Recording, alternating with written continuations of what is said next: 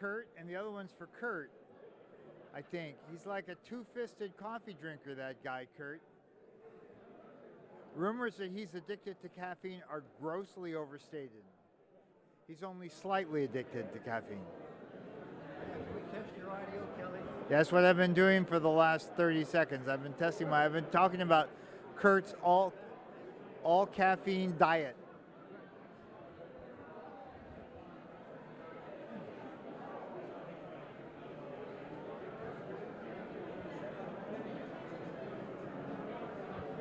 Testing, are you still hearing me? Testing, 1, 2, 3. I just played with some buttons.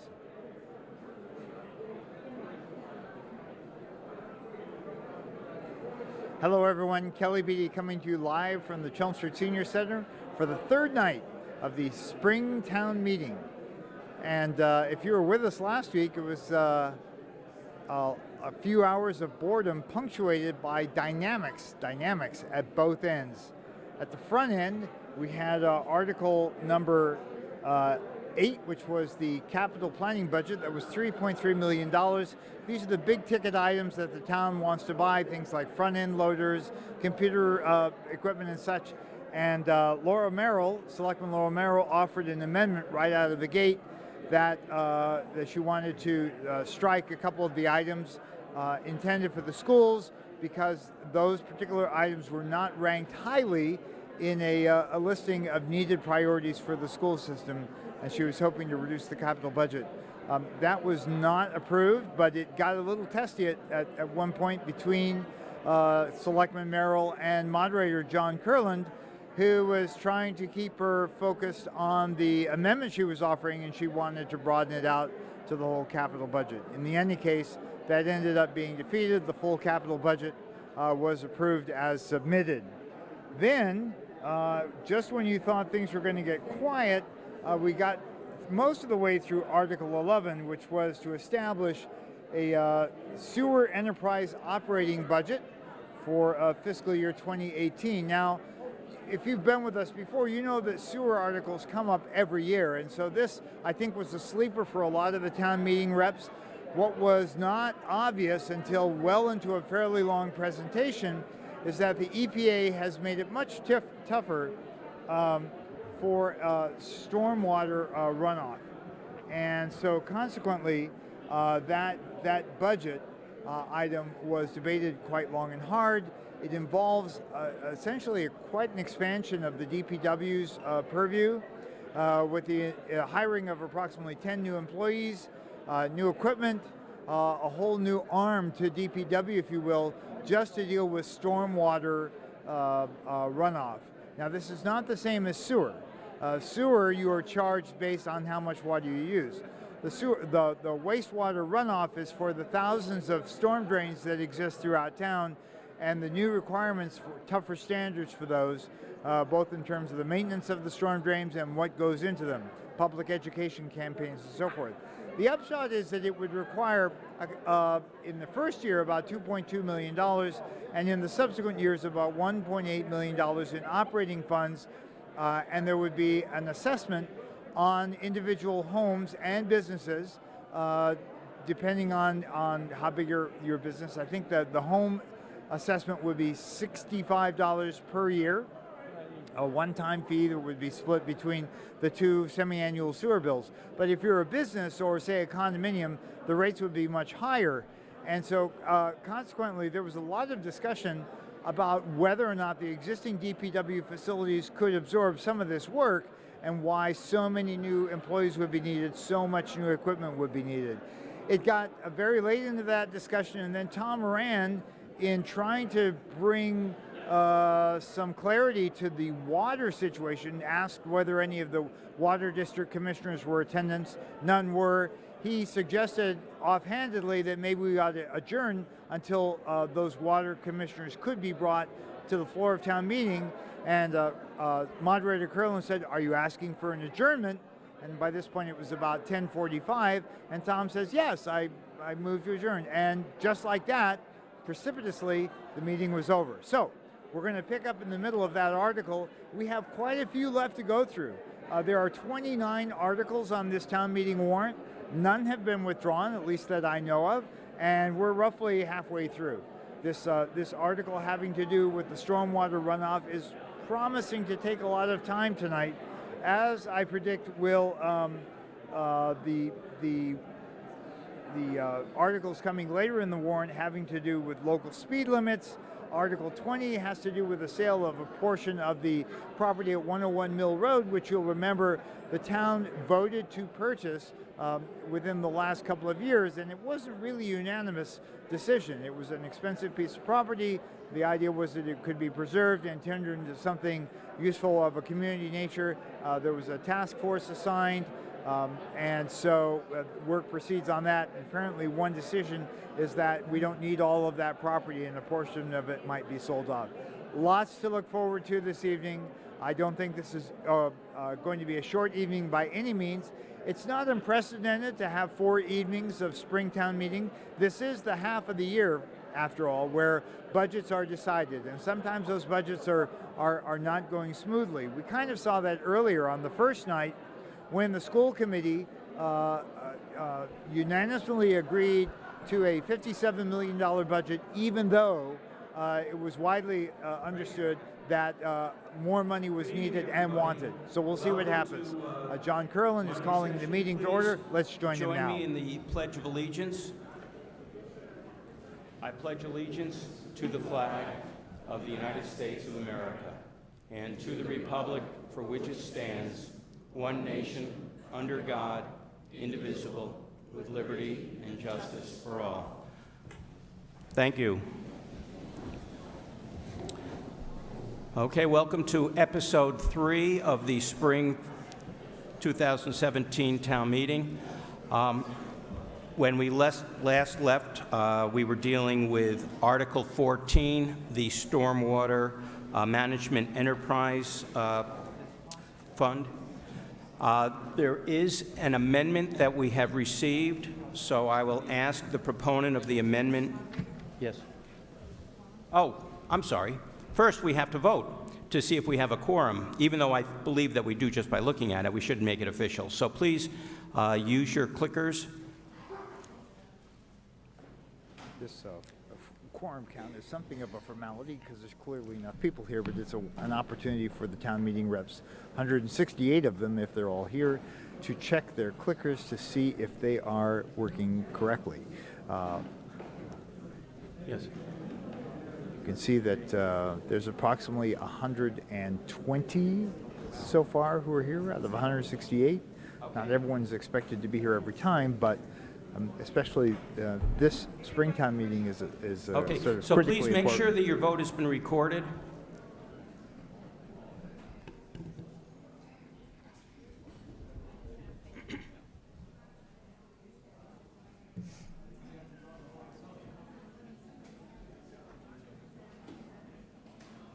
Okay, I declare officially that we have a quorum. The individual who has submitted the amendment would like to wait on that until we have more discussion or inquiry. Before we do that, there is an individual who I would like to ask town meeting to vote to authorize. He is not a resident of the town of Chelmsford. His name is Frederick Sivian. He is the Massachusetts Department of Environmental Protection Stormwater Coordinator, and he is available if people have questions about that. So we're back to inquiry and debate. Thank you, Mr. Moderator. Thank you, Mr. Moderator. Paul Cohen, Town Manager. First, I'd like to read a piece of joint correspondence that I received since the last meeting from the Chelmsford Water District and the North Chelmsford Water District. I'll read it in its entirety. It's addressed April 28th, 2017, to the Board of Selectmen, Town of Chelmsford, 50 Billerica Road, Chelmsford, Mass. 01824. Dear board members, this letter is being written to clarify the issues raised during the 2017 annual town meeting in regards to the stormwater proposal, specifically the potential impact to the water rates of Chelmsford. Under the final MS4 permit issued in Massachusetts, the water district's operations are exempt under the final permit conditions in the following section. Section 1.4, non-stormwater discharges. A, water line flushing, see attached permit section. The water districts of Chelmsford, under their normally operational requirements for maintaining their systems, regularly flush the water lines. The amounts of residual solids potentially added to the catch basins are inconsequential when weighed against the majority of materials requiring removal. There would be no impact to the Chelmsford stormwater utility operation or budget. In reviewing and preparing for the issues of this permit in Massachusetts, the districts have kept abreast of any potential financial burdens this regulation may have caused to their operations. As reviewed and understood by the water districts of Chelmsford, there are no financial ramifications, and so beyond the district's normal rate review policies, there will be no impact on those water rates due to the Chelmsford Stormwater Utility. Sincerely, Robert J. Delaney, Superintendent, Chelmsford Water District. Bruce J. Harper, Sr., Superintendent, North Chelmsford Water District. Thank you. Thank you, Mr. Moderator.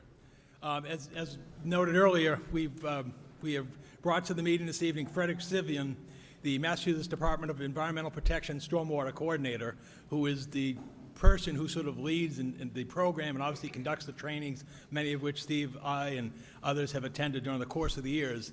And I believe it's the best official I know of in the state who can address any concerns and provide clarity and understanding to the questions that will arise this evening to the town meeting members. With that being said, I just have a few issues for debate, which is why I'm at this podium. Clearly understand this is the most important article on this year's annual town meeting warrant. I and Public Works and other officials did not look forward to bringing a request for a program that will require each single-family homeowner to pay $32.50 surcharge every 6 months on their sewer bill. However, this is an unfunded federal mandate, and there's no indication that the permit requirements are going away. Regardless of who's in the White House or who's in the Congress, and certainly not who's in the State House. In fact, the state is ramping up to become the regulatory agency in Massachusetts to administer this permit requirements. And in fact, if you think about it, given Massachusetts' progressive history, even if the federal requirements were to be repealed, I highly find it unlikely that the state would repeal its enforcement or its standards, which they are amending to match the new federal standards. And again, Mr. Sivian can answer that directly, clearer than I can. But again, this is an unfunded mandate. I've also heard comments since the town meeting that somehow this is a Cadillac plan for the community. I understand that the town of Chelmsford does not act in such way, and I don't believe that any plan that would rely on more private sector involvement would be a less costly plan.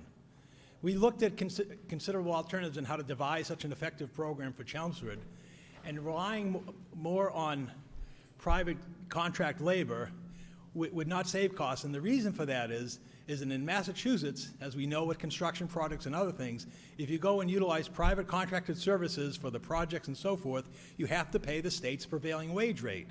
So which means you got to pay them the prevailing wage, which includes the benefits, and then you're going to pay the contractor for the use of their equipment, and then you're going to pay for the contractor's overhead and profit. So therefore, we don't think that that's a viable alternative than what we're proposing under our system. I can tell you this. I have a responsibility as town manager to see that the town conforms to this and other state and federal regulations. So if the town meeting body chooses to reduce the funding or otherwise, cut equipment and so forth, we in the department, and I will direct the Department of Public Works to meet the requirements that are necessary for the town of Chelmsford to conform to this permit requirement, so that we're not subject to penalties and fines, and that we're meeting adhering to the requirements of the law. And what that will mean, quite frankly, means it's going to result in the diminishment of other public works services, because that's what I would have to do. Much like if we had an ADA issue that had to be addressed and we had to undertake some efforts to address it, or a special ed case came into the schools and they had to meet those mandated and required educational needs, the schools would meet them, and then they'd have to reduce other services to stay within budget to do what takes place. And that's what we will do if the town meeting chooses to reduce the level of funding. And that's within your prerogative, and whatever the outcome is, we're going to go with what we have. What I need to have happen is we need to leave town meeting with an effective means to move forward, because we have to meet the requirements for filing our plan and beginning operation for the requirements that start on July 1st. So whatever we do, we can't just leave here without anything, because if that's the case, we're still going to have to do what I described earlier in terms of moving forward to comply. So what would it mean? And again, this isn't scare taxes, but this is the reality, because we spent some time today saying, Gary, in that kind of a situation, what would we be having to deal with?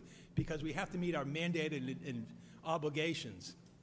And basically the discussions that we had were, if that's the case, he said, look, I'd have to pull our sidewalk crew and basically reassign those people to go do the stormwater activities. So you're not going to have that kind of construction or activities that you normally see in the summer. We'd also, the engineering folks do plan review and design comments and so forth for applicants that go before the land use boards and such. So what we would instead tell them, saying, look, we don't have the resources to respond, go to the applicant, obtain a fee, and then go hire a private engineer to provide comments to you to assist you with your activities and permit review. So that's what will take place. Just in closing, I just would like to express my sentiment that similar to an IT department, Public Works is the backbone of this community. They are the ones who undertake the necessary infrastructure efforts that enable our schools to function, enable the police department, the fire department, and libraries to operate, and support whatever requests come in, not only from town organizations, but all those calls we get during the weeks and months from organizations who say, hey, can you help us out with this, and could you do us over here at this park, and these type of activities, and this PTO activity, and so forth. Again, we're not here threatening. I'm just telling you the reality. We can only do so much of what we have, but we'll respect by what you decide, and we'll move forward with whatever this body decides to deal with. So thank you, Mr. Moderator. Thank you.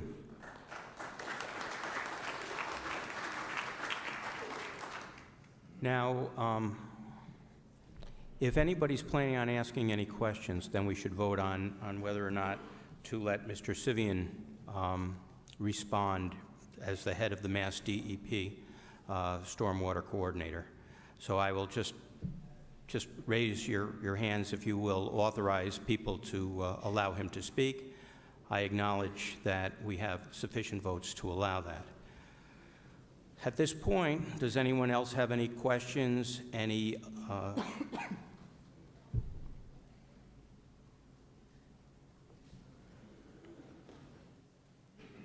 Jeff Miller, Precinct 3, through you.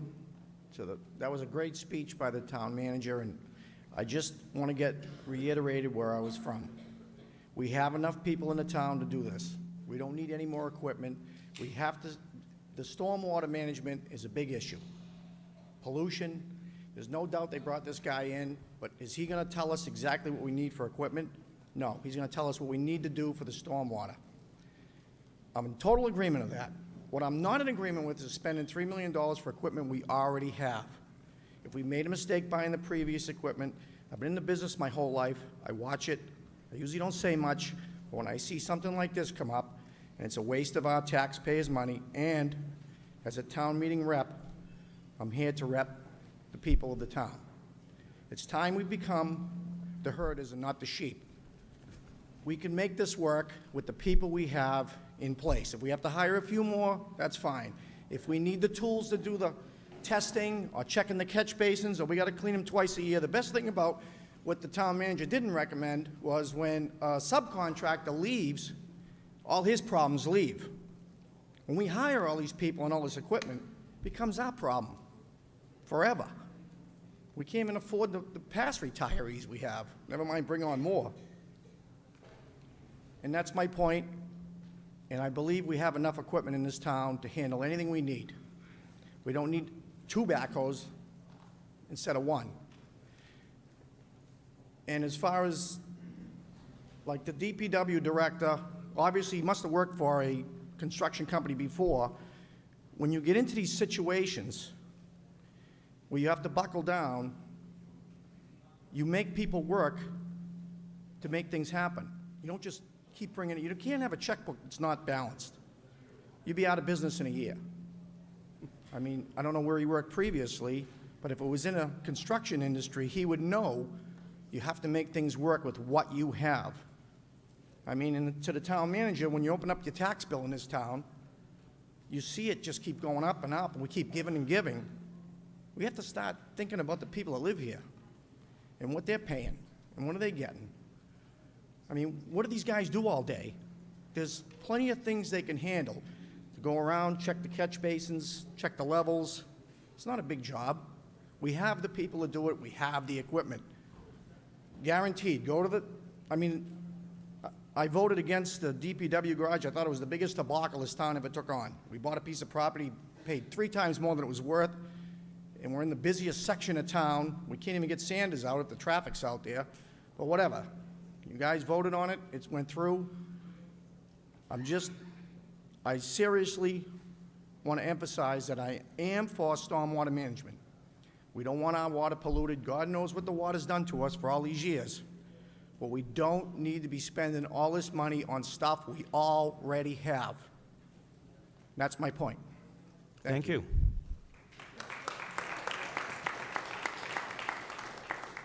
Tom Moran, Precinct 8. Presently, we clean our storm drains with a private contractor. We don't do it with town personnel. And that contractor, I'm told, can do 40 drains a month. We have 160 drains in Chelmsford. That's about a month's work, 3 months' work, okay?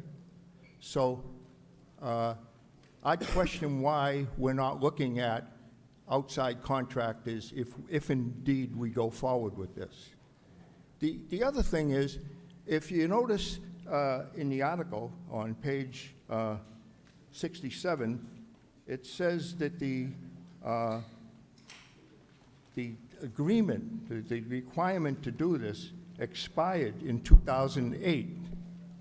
And we have a wonderful president in Washington who's looking to do things, getting rid of unnecessary baloney stuff that the EPA has done. There's a strong possibility that this could go away. The other thing I would question is, why are we creating an independent department? A lot of this work is seasonal. What are they going to do the rest of the time? I also have an issue. I was a sewer commissioner for 5 years, and the sewer enterprise fund was not used to fund other projects. It was supposed to pay off the bonds to reduce our debt. But we've kind of slid away from that.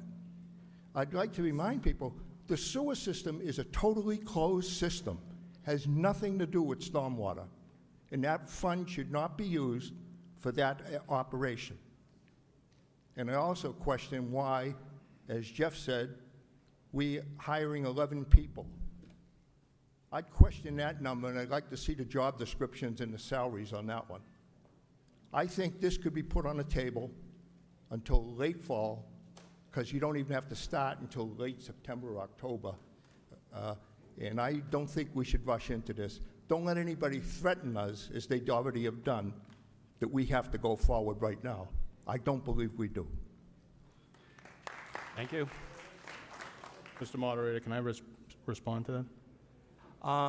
Well, you would have to, there's no question before you, so you would have to queue up in line. No, I mean, Paul Regazio, Precinct 7, I defer to I think we should hear from him before I want to make my amendment. That's fine, I appreciate to your... adjust the spending. Thank you. So you can now respond because... Oh, okay. Just the previous speaker before this gentleman, a couple of facts are incorrect. I think he made the statement there's 160 drains. We have 4,500 drains, catch basins that have to be cleaned in town, not 160. So our current contractor comes in, averages 3 trucks per day, 5 days a week. It takes them approximately 3 months to clean all the catch basins in the streets and also the municipal parking lots. He spoke, and possibly Mr. Sivian can back me up on this, with the new president and the EPA. Well, it's not going away as much as people want it to go away. And to the sewer enterprise fund, that's part of some of the equipment. Yeah, sewer has that, but it was some of the equipment, but it was purchased through the enterprise fund solely for the use for the sewer division. That's, if you buy stuff through the enterprise fund, it's dedicated to that division, not to be used for other purposes.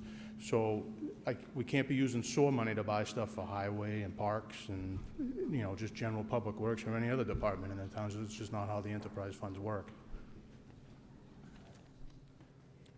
Okay. Richard Gra- Freitas, Precinct 4. Some of the questions I was going to ask, previous speakers have already asked, but I would like to ask Steve through you, what are the first-year requirements of the permit? Okay. Steve, if you want to answer it? Yep, I can answer. I mean, Fred could probably answer it real quick like this, but first year, obviously, we had, come July 1st, we then have the 90 days to fill out our notice of intent, they call it, which is basically our permit with the EPA and DEP to have all our discharges. That has to be in by September 29th, I believe. And then we begin our activities. We begin our mapping, we begin our testing. We'll develop our own master plan to go forward, and just our general operations. Okay, so most of this would be paperwork, administrative? No, there is a, Well, you're already doing street sweeping and you're already cleaning catch basins. correct, Which is part of the requirement. correct. Again, like I spoke of at the last meeting on Thursday, was the sweeping now has to be fall. We only currently sweep in the spring. We have to clean the catch basins not only the annual time in the spring after we sweep typically, but then we have to monitor them. If they become 50% full, we need to clean them. We need to track the material taken out of them. So street sweeping is only once a year, Currently, it will now be twice a year. As I spoke before, not in the first year, though. yes. Basically what I said at the last meeting, from snow I melt to would snow like that fly. clarified because... Well, we do have an expert here if Mr. Johnley wants to defer to him. I'll gladly defer. Mr. Sivian?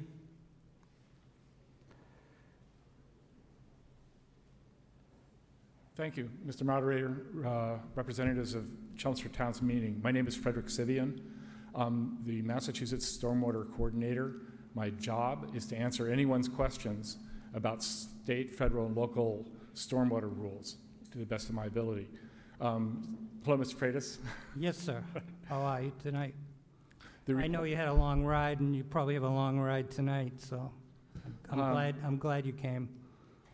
One of my flaws is that I am prepared to talk about stormwater all day, all night, so you'll probably have to shut me up. Hopefully you'll keep it a little shorter than that. I will. There are two sets of requirements that are due in the first year. There are the things that are due at the end of year one, and then there are things you're supposed to be working on that are due in year 2, year 3, year 4. For example... That's the IDDE? Yeah, for example, by the end of the third year of the permit, you are supposed to have completed all dry weather sampling at all your outfalls. I heard there were 4,500 outfalls. What that means is popping the catch basin when there hasn't been any rainfall to see if there's any flow in that catch basin. If there is flow in the catch basin and there hasn't been any rainfall, it's not stormwater. It may just be groundwater from broken pipes in the system. It also could be someone accidentally hooking up their washing machine, accidentally hooking up their toilets to the stormwater system. Stormwater systems have no treatment in them. So one way to think about that is what is due at the end of the first year. In addition to that, there are ongoing requirements of the permit that are not due at the end of the first year, but what many towns are starting to do work on it in the first year. For example, the dry weather sampling. But to answer your question specifically, there's a notice of intent that's required. That's the application for coverage under the permit that requires some work to be done. A stormwater management plan. This is a comprehensive set of procedures and rules that Chelmsford would use to describe how they're meeting the requirements of the permit.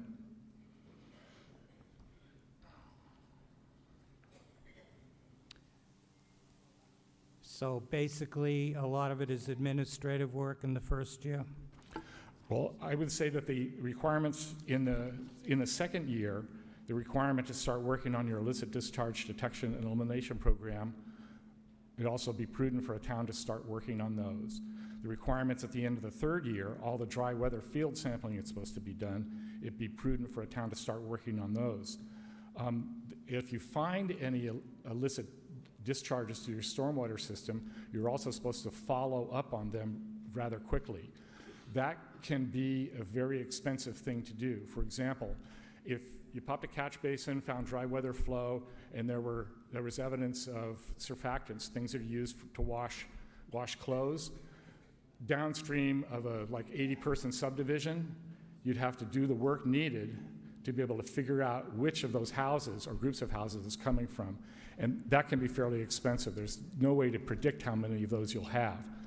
But that's why there are 249 towns in Massachusetts that are covered under this permit.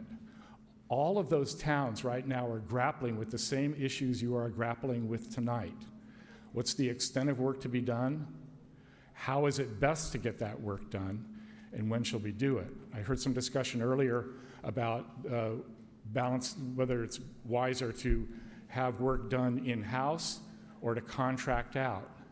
Towns are making those decisions across the Commonwealth in their town meetings this spring also.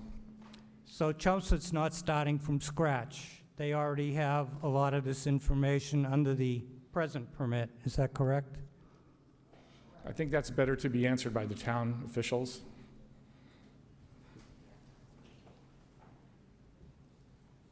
Christina Papadopoulos, town engineer, and yes, that is correct. Sorry, thank you. Yes, we've been working on this since the initial permit was released in 2003. Okay. Thank you very much. Thank you. Thank you. Again, Paul Regazio, Precinct 7. Again, this $2 million operating budget. The second year, I mean, you're talking about first year doing this, second year doing this, third. Is this $2 million operating budget going to be increasing in a subsequent year? No, it is not. The Okay, plan, and we spent a lot of time trying to figure out the best way to do this, and we set a number that will carry us through this permit without having to go up or down, you know, with no change. So we feel that this budget set at the, whatever it is, 1.8, 1.9 million going forward after the first year startup, like I explained the other night, will be sufficient to carry this permit. Okay, can you speak a little louder? I'm sorry. Okay, no, I heard him. I mean, with 40 years of corporate management, finance management experience, I question, I have a major problem with fully funding this operation in the year one, okay? Even if, as one of the speakers here said, this may even go away. Let's assume it doesn't, okay? I see a lot of wasted energy. We're going to be hiring 11 employees. We're going to be buying several trucks, equipment. And again, on day one, what are we going to do with the 11 employees? What are we going to do with all that equipment? I don't see them being fully engaged right up at the beginning. So I have a problem. I have a problem with that. Even on the format here, or the presentation on page, what is it, it's either page 73 or slide 146. How can Chelmsford comply with the new requirement? It lacks a drainage master plan. What are we going to tell our employees what to do day one if we don't have a master plan? We need more inspectors. So I have a motion that I plan to make, I will make, and I've given it to the moderator, to reduce the capital funding to $1 million, okay, and to reduce the operating budget to $1 million. So that's my motion, to reduce both the capital from 1.956 to 1 million, and to reduce the operating budget to from 1.791 million to 1 million. So are you presenting that now, Mr. Yes, I'm Regazio? presenting that now. Hopefully someone will second it, and then we can talk about it, because I don't see how from day one you can start spending all this money, keep all these employees going, and where are you going to send the vac truck the first day? You don't even know where it's going or where it's needed. That's my point. Okay, so now we have an amendment on the floor. and we are going to deal with the amendment. So, Point of order, Mr. Chairman. yes. I believe the amendment as written is defective. In what respect? Well, first of all, on the capital side, it's $1 million. What is being funded with the $1 million? As the moderator and the town meeting representatives may be aware, we have to go to the bond market and have legal bond counsel approve the issuance of the debt and the items on that list.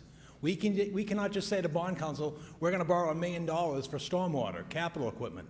They want to know specific equipment, what each equipment's capital expenditure life is going to be.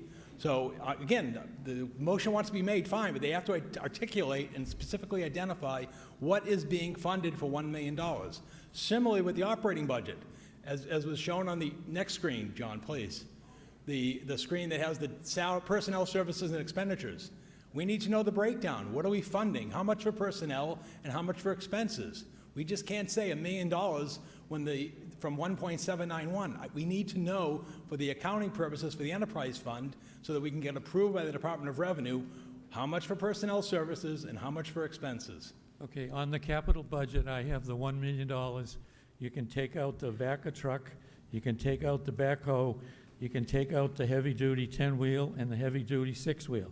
That's $985,000. So that gets you below that gets the $1 million. And as far as the operating plan, if you want me to go through items, I can identify items. Again, I don't see how this operation can hit the ground running at $2 million a year, and all the equipment. So if someone wants, if you give me a minute, if I can find my notes. I'm waiting.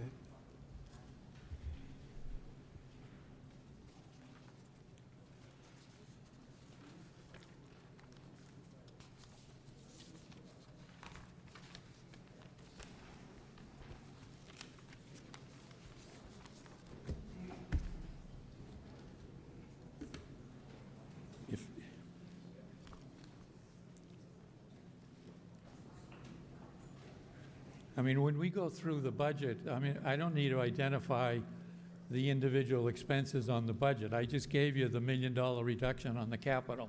So I don't see why you can't go forward with the $1 million without those 4 items. And the operating budget, like when we passed the school budget, we didn't identify the line items. We approved it in total. Just apply the number so that the personnel services has a specific number and the expenses has a specific number that adds up to the $1 million. That's all I'm asking for. That's it. We just need to know for the accounting purposes for the enterprise fund under the state law, how much for personnel, how much for expenses.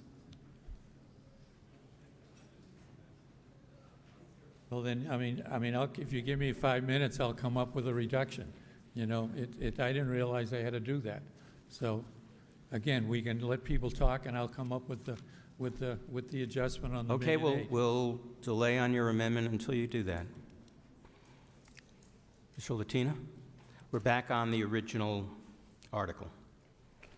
So we don't have a motion for an amendment? He is taking tabled some it? time to fine-tune his amendment. Okay, so it's tabled. Yeah, for the moment, yes. Brian Latina, Precinct 4. Can we have a little bit of history? I think we have an expert. I see on one of the slides it says EPA and then it says Mass EPA. But from history, this is a surprise to this town meeting. We didn't talk about it at last town meeting or in the last year, and it sounds like we've been having the same permit for since 2003, and all of a sudden we need to spend, I'm going to say $4 million because we're borrowing $2 million and we're proposing to hire $2 million worth of personnel. In less than 6 months, we went from no issue to this. Has this only been going through the federal government and Mass EPA for 6 months? You want to go first? Okay. Again, Fred Sivian, Mass DEP. Just a little bit of background. Since 2003, 240 Massachusetts towns, including Chelmsford, have been covered under the MS4 permit. That's been, since 2003, that's been continued. EPA proposed a new permit in 2010, a different new permit in 2013, and finally signed this successor permit in 2016 to take effect July 1st of this year.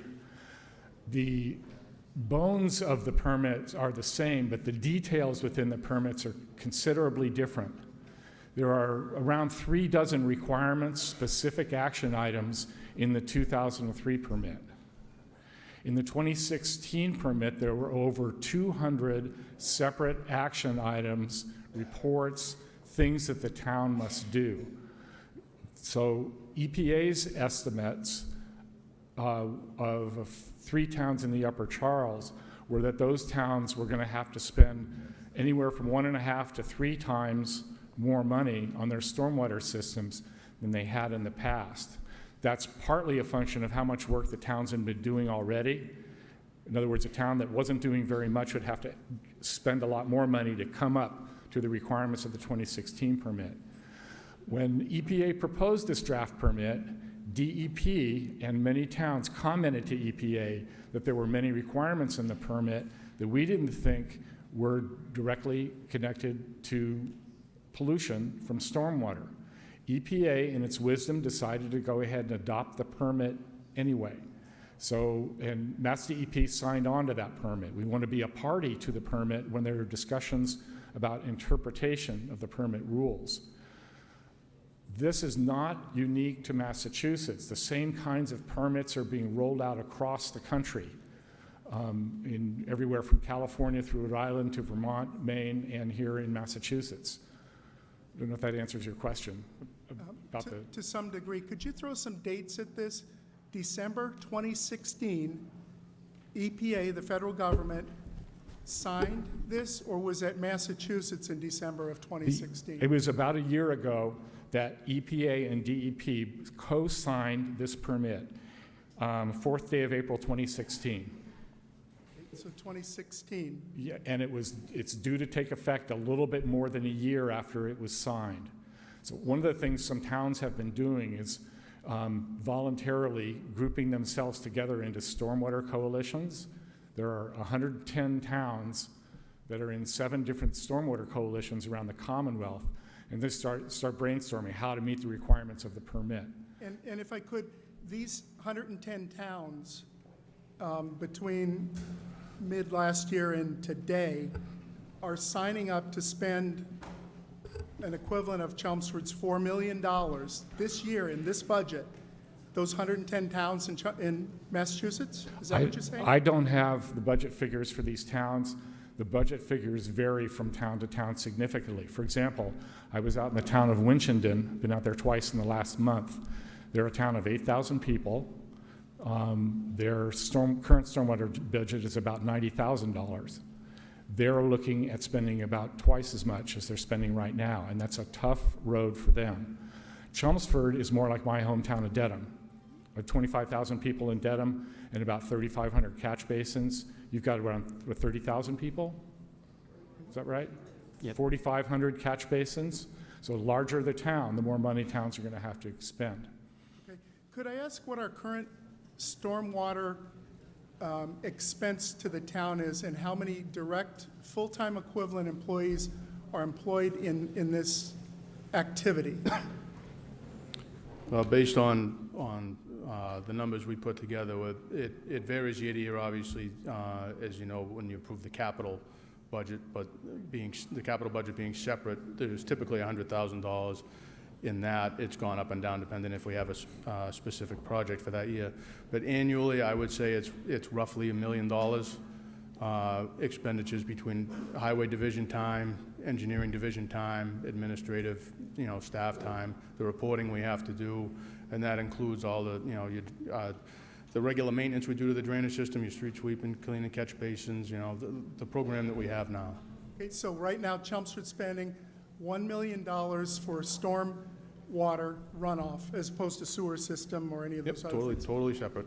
And catch basins, those are those big drains we see like outside here that run into the lake or a river. They don't just go into a dry area. Like I'm familiar with Stonegate, and they have a retention pond. Okay.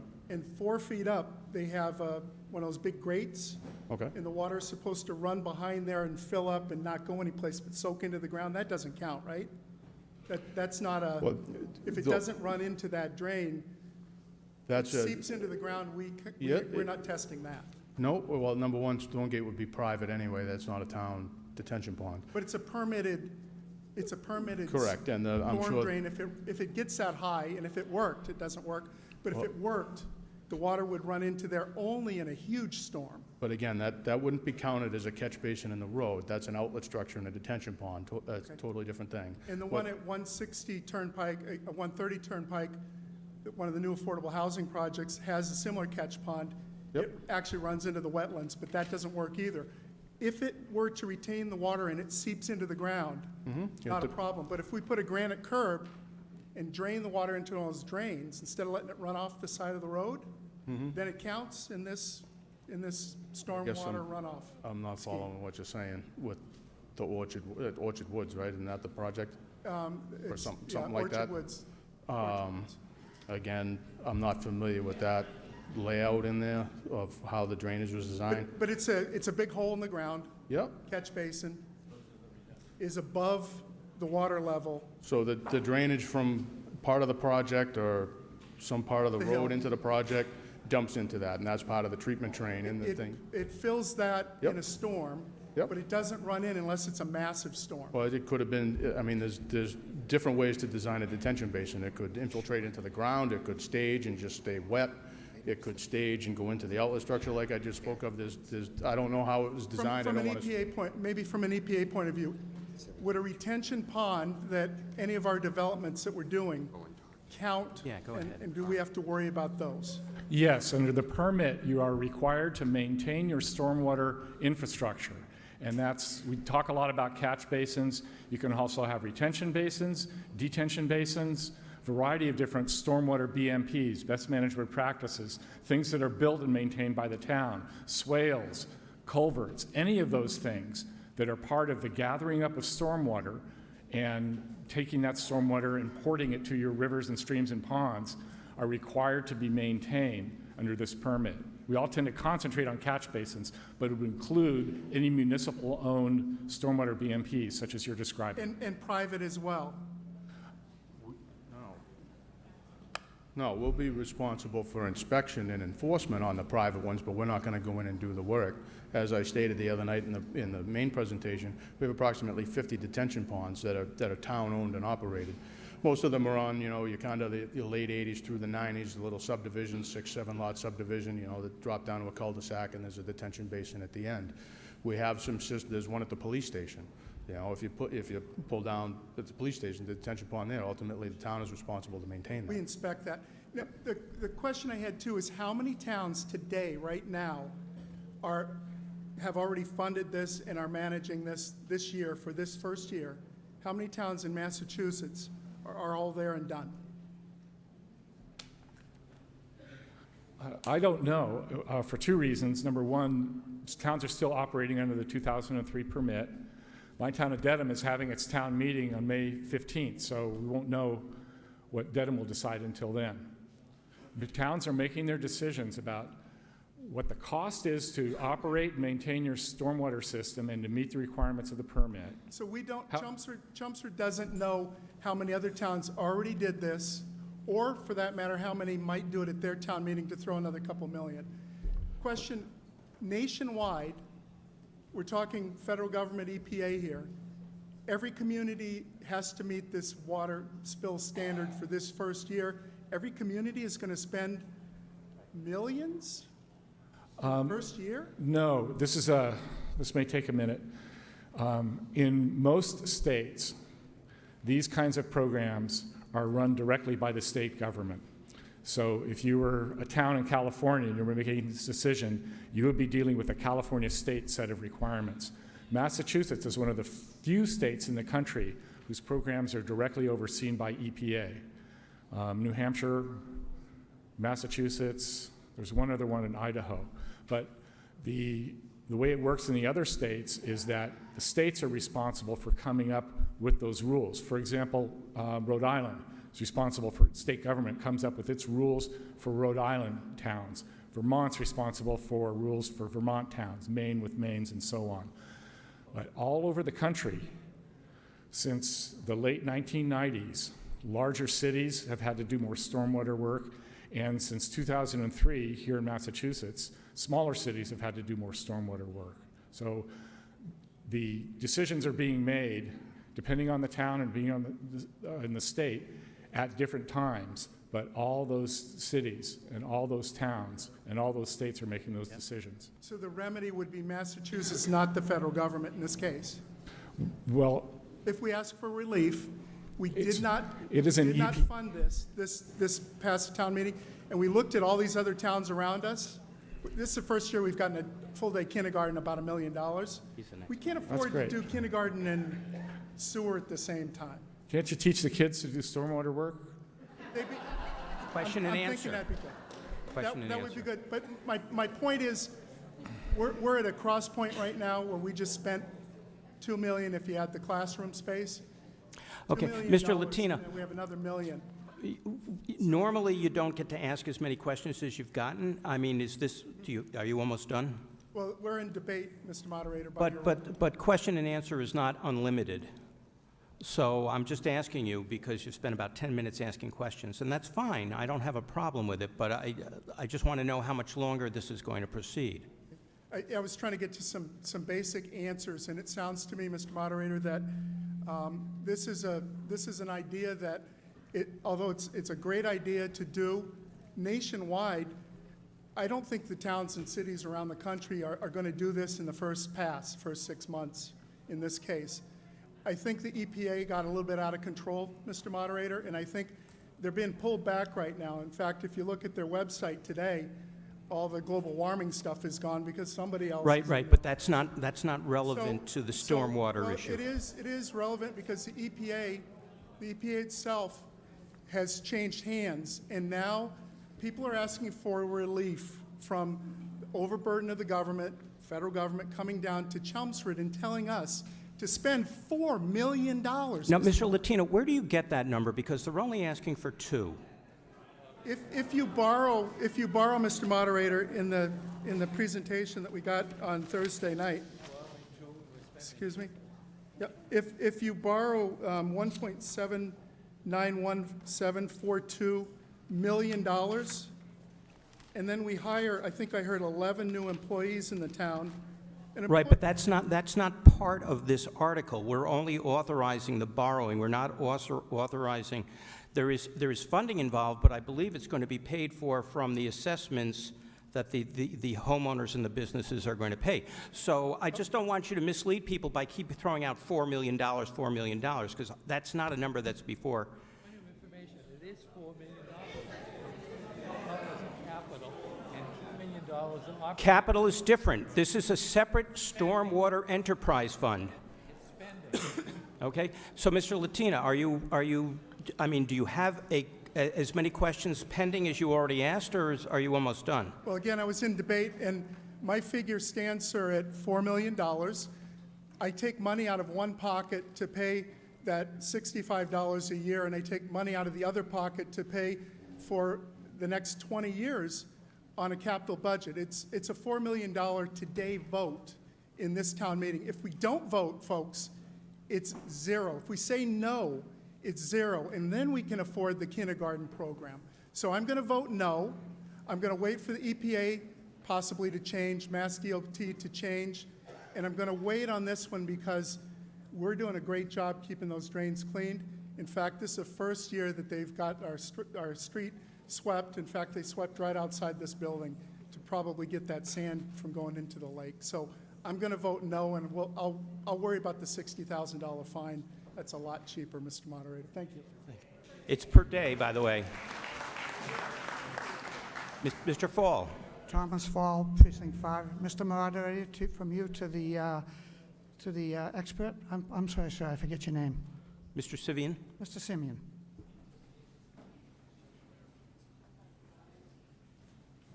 I'm sorry, what was your question again, sir? Mr. Simeon, if the EPA does have, shall we say, issues down the road, how would that affect the state regulations? Are they intertwined, or These are federal requirements by the federal EPA. So if the federal EPA was to trash these requirements, what would the state's response be?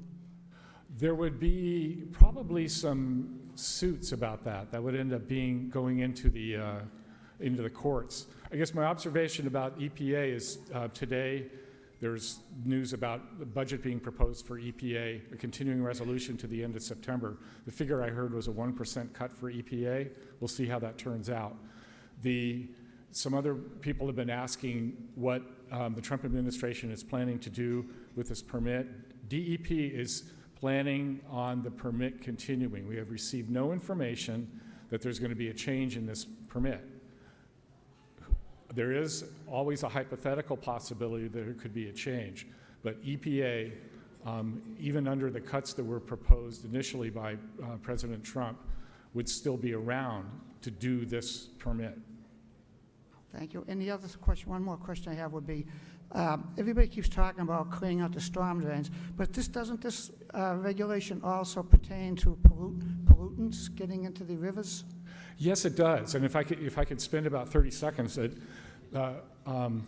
pollutants that are in the storms, in the ponds and streams and all are things that we think of as hazardous, but other things that we don't think of as being anything bad, like phosphorus or down the Cape, nitrogen. These are nutrients that cause more growth of plants, so much so that the ponds get clogged. That phosphorus is on the roof. It comes from the Midwest power plants. It's blown in by emissions from cars across the Midwest. It comes from local emissions here. All those yellow things have been falling from the trees, dry up, get pounded up by the cars, come to be located on the roofs and get washed very efficiently into our rivers and streams. In my town of Dedham, we are responsible for reducing phosphorus pollution into the Charles River by a little over 50%. A small part of that comes from fertilizers. Most of it comes from a variety of other sources that's all collected on hard surfaces, on impervious surfaces. The best thing to do is to collect that stormwater, and instead of putting it directly into the rivers and streams, is to have it seep into the ground, have it stay on site. That the plants can use the phosphorus there, that reduces the amount of pollution. Long range, that's what's coming with stormwater, which is why EPA changed some of the rules about how you would manage projects, redevelopments and new developments in Chelmsford. Your planning board's going to have to change its rules in the next couple of years too. But that's... Thank you very much. I appreciate your answer. Thank you. Glenn Thorne, Precinct 5. As most of you know, I easily get confused by articles like this, so I need to figure out what exactly am I voting on. I look at what's up here, and I can understand where the previous speaker said $4 million. What I see in the book here is got two parts. One is for borrowing money for capital equipment, and the other is for establishing an operation, building some offices, establishing an operation for additional personnel at 1.791 million plus benefits, which puts it over $2 million. If we vote this through, it's for the capital expenditures and for the personnel expenditures. Is that correct? Totaling approximately $4 million? Through you, Mr. Moderator, to the Speaker. What we're doing is a number of things in a consolidated article. We're establishing the enterprise fund, which means a standalone accounting for the system, much like we have for sewer. So as was described earlier, any money that's collected for this stormwater activity is going to stay in the fund. So at the end of the year, any money is left remaining, it's going to remain in the fund as stormwater enterprise fund free cash. And then therefore it'd be available for appropriation for purposes of the program in the future. Okay, so that's, again, much like we do with sewer. You can't commingle. It's separate for itself. So therefore, this money isn't going to go used to go fund the cemetery department and so forth. The second one is that we have to purchase capital equipment for the fund. And that amount, in the original amount, was $1,956,240. We listed all the equipment. Now there's an amendment that changes it, whatever, to $978,240. So that has to be authorized for capital, much like when we authorize the purchase for the modulars, we had to authorize the borrowing for $7.5 million. So that's an authorization to borrow money to purchase capital. So that's the second component. The third component is that we then have to operate the fund for the upcoming year, meaning personnel and expenses. And the personnel amount was $635,832, and the expense amount was $1,155,910, for a total of $1,791,742. In that expense amount of the $1,155,910 includes the debt service on the money that was the $1.956240 that was borrowed, because we borrow that over a period of time, much like we do with the modulars. So at the end of the year, what's going to be requested and where the $65 amount comes from what is the amount that to raise the operating budget, quote unquote, for the enterprise fund of the $1,791,792. So basically, what's being assessed in terms of the fees is $1,791,742. In addition to that is we're authorizing borrowing for that equipment, which obviously has an extended life that we pay over time with debt service.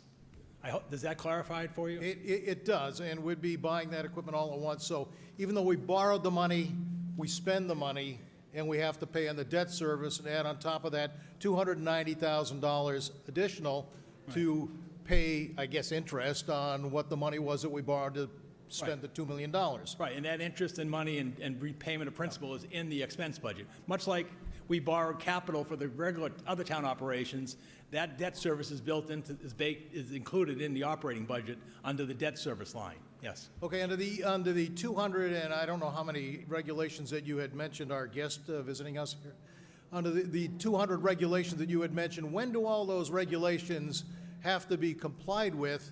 And I'm guessing that our DPW has reviewed all those regulations so that they know what they need to comply? When do those regulations have to be, it's not very good English, complied with? Well, again, as has been mentioned a few times, different things over different years. So, as you get further into the permit, it ratchets up, the more stuff you have to do. Our thought with this was to come out and get ahead of the game, as opposed to be chasing your tail the whole time. So we've been through, Christina and I, mainly Christina, I don't want to take too much credit, have been through the permit, been to multiple workshops. We have timelines laid out. I had one in the original presentation that showed just the outfall and mapping requirement. That's just a small portion of the entire permit. So, and that ran out to a 10-year period. Some of the stuff, like Fred mentioned earlier, there's triggers at year 3. So, but as you get deeper into it. Okay, I think that's adequate. So, while I think this is a great thing to do in order to be able to handle storm, water properly, I still don't understand the boundaries of what we're being asked to do here. I don't know whether all of those pieces of equipment are actually necessary or need to be used, this many pieces of equipment compared to additional use for equipment we have. I don't know, why there's $25,000 a year in computer maintenance. I'm not sure what $193,000 outlay means. I don't know what the random $35,000 in maintenance means. I know what debt service means because the town manager just told us that. So there are a lot of big numbers here that there's no information on. Yep. So, it's kind of a trust me thing that I haven't got a good grasp on. I see members of the Finance Committee nodding. Have you gone through the basis of all these numbers so that you know what each of those numbers means? And Yes. if you have, where can I find that information? There have been multiple. I looked in the books here. I couldn't sort it out. So over the past few months, we've been presented with this information multiple times. We've been and had and attended multiple meetings, and this information broken down into hours of presentation has been provided to us, and we've gone over it, and it is available. And to say that it's not available is a fallacy. So, well, then I stand corrected. What is the $193,000 outlay is? That was one of my top things. Finance Committee? Finance Committee? Thank you. Anybody? That's capital projects. Go around that way. Oh, I'm sorry, I thought you were still waiting for them. I can't- I'll answer. Sorry. It's what would typically be in the regular capital budget, that's the capital projects. So if we do, major drainage repair, The numbers aren't, don't. right, okay. If you remember this year in the regular capital budget, Public Works always got the 3 items, road, sidewalk, drainage. The drainage was gone this year. It's now built into here at $190,000. So one last question, then I'll step away from the microphone. Is this the lowest cost submittal that could be brought to town meeting in order to accomplish all that you need to do to meet the requirements of the EPA's rules? Is this the lowest cost approach? We believe that it is.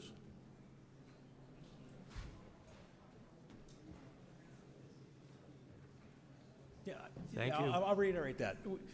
I want to understand, we didn't spend the last 2.5 years as cheerleaders for this new regulation. We were part of the efforts with other cities and towns to find out how we can bring this thing under control and deal a reasonable stormwater management plan.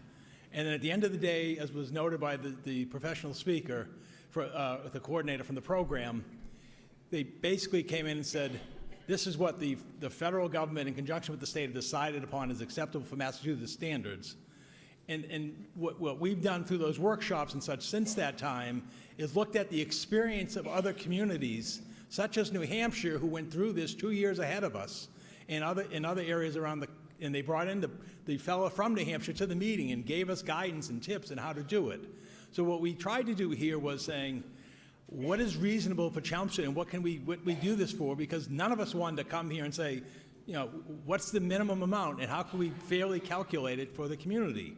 And so that we believe that this is the least costly way we can attain this program. And what we wanted to avoid was the hitting of the wall situation like we did recently with the assessors inspection program, where I'll be honest, and I'm responsible, I was here during the period, we didn't do the diligence of doing 10% of the houses every year. And then we didn't do the 10% each year, and so when we came to the deadline to complete the 100% inspection to get our tax rate approved, we had to come to you and ask for an accelerated amount of money, large amount, to indicate a program. And my concern is that if we don't meet the program satisfactorily, we will run into a situation in the future. Okay. Point of order, Mr. Moderator. Yes. That was debate, sir. We're in debate, and if we debate from the front microphone, it violates You were town meeting correct. rules. You were correct. Go ahead. Maureen Foley, Precinct 5. I wanted to speak before there was an amendment because my comments are just general. In general, I want to thank the DPW and in particular Steve and Christina for this proposal. I want to thank you for all the work that went into it, for the details that we have. I want to thank you to all the way down to you covering a line item on OPEB liability. You've covered a line item on benefits.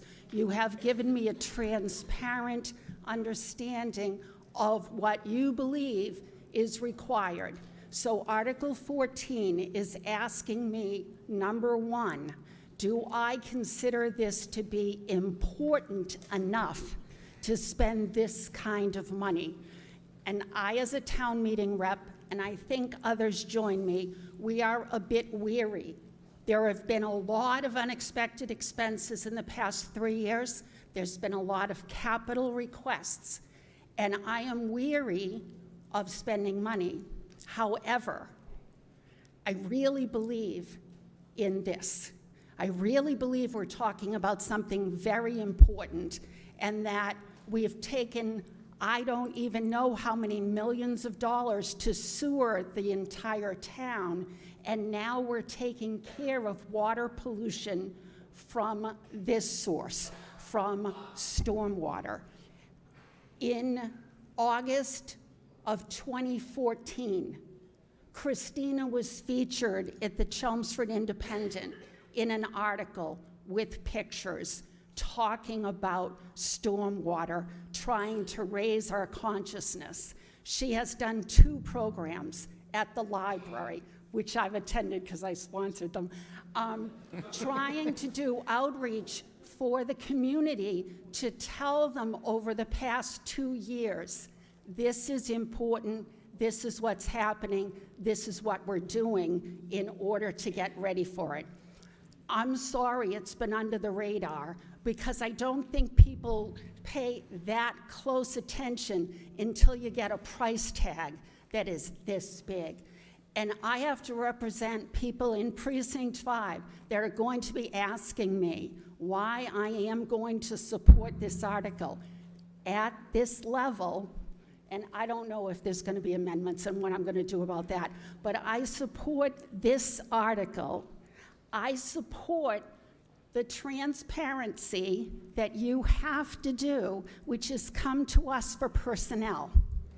When the school committee has unfunded, mandates, they don't have to come to us to ask for these additional people.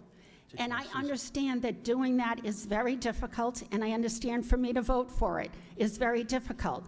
But from 2008 to fiscal year 18, we saw earlier in presentations, general government has only increased by 2 employees over that large span.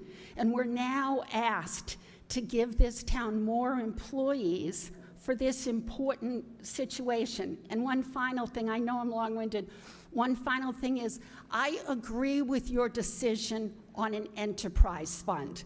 I realize that was a decision, that we could have been doing this like with property taxes and who knows what would have gone to the wayside because we can't afford to do everything. I agree with the enterprise fund. I agree with the $65 assessment. I agree that people can reduce their own assessment by taking this seriously and trying to work with you guys to reduce stormwater pollution. And I'm sorry that means we have to buy our own equipment.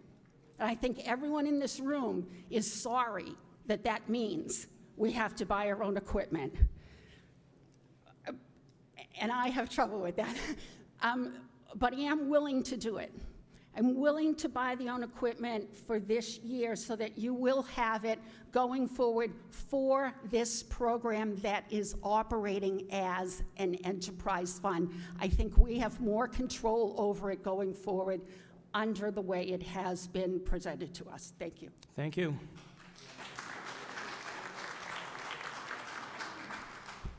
Beth Logan, Precinct 3. Mr. Moderator, I think the first question is for our town engineer. And we're hiring these people and we're getting this equipment, and there might be times, probably in the winter, when they can't always do stormwater stuff. And I'm wondering if it's because this is in an enterprise fund, will those employees at any time when they can't work on stormwater, will they be required just to do nothing, or can we actually use them in other areas of DPW during those times? That's a question that you can answer, Steve. Good. The only thing they'd be used for is snow and ice operations, plowing. But there is obviously off-season work that they can do. They can be off the road. The Highway Division through the years, not in the last probably 5 years, had we used to call it the dredging program. I'm sure some people in the room are familiar with it, where we'd get into the easements, the ponds, do some brush removal, and reestablish the swales and all this off-the-road stuff that has been spoken of that we're in control of. But from April 1st until December 1st, we're basically working in the street. So you don't think of the swale between the houses or the pond at the end of the cul-de-sac. You're thinking of the infrastructure in the street, but there's all these other parts and pieces to it that we're responsible to maintain. So there's plenty of other work.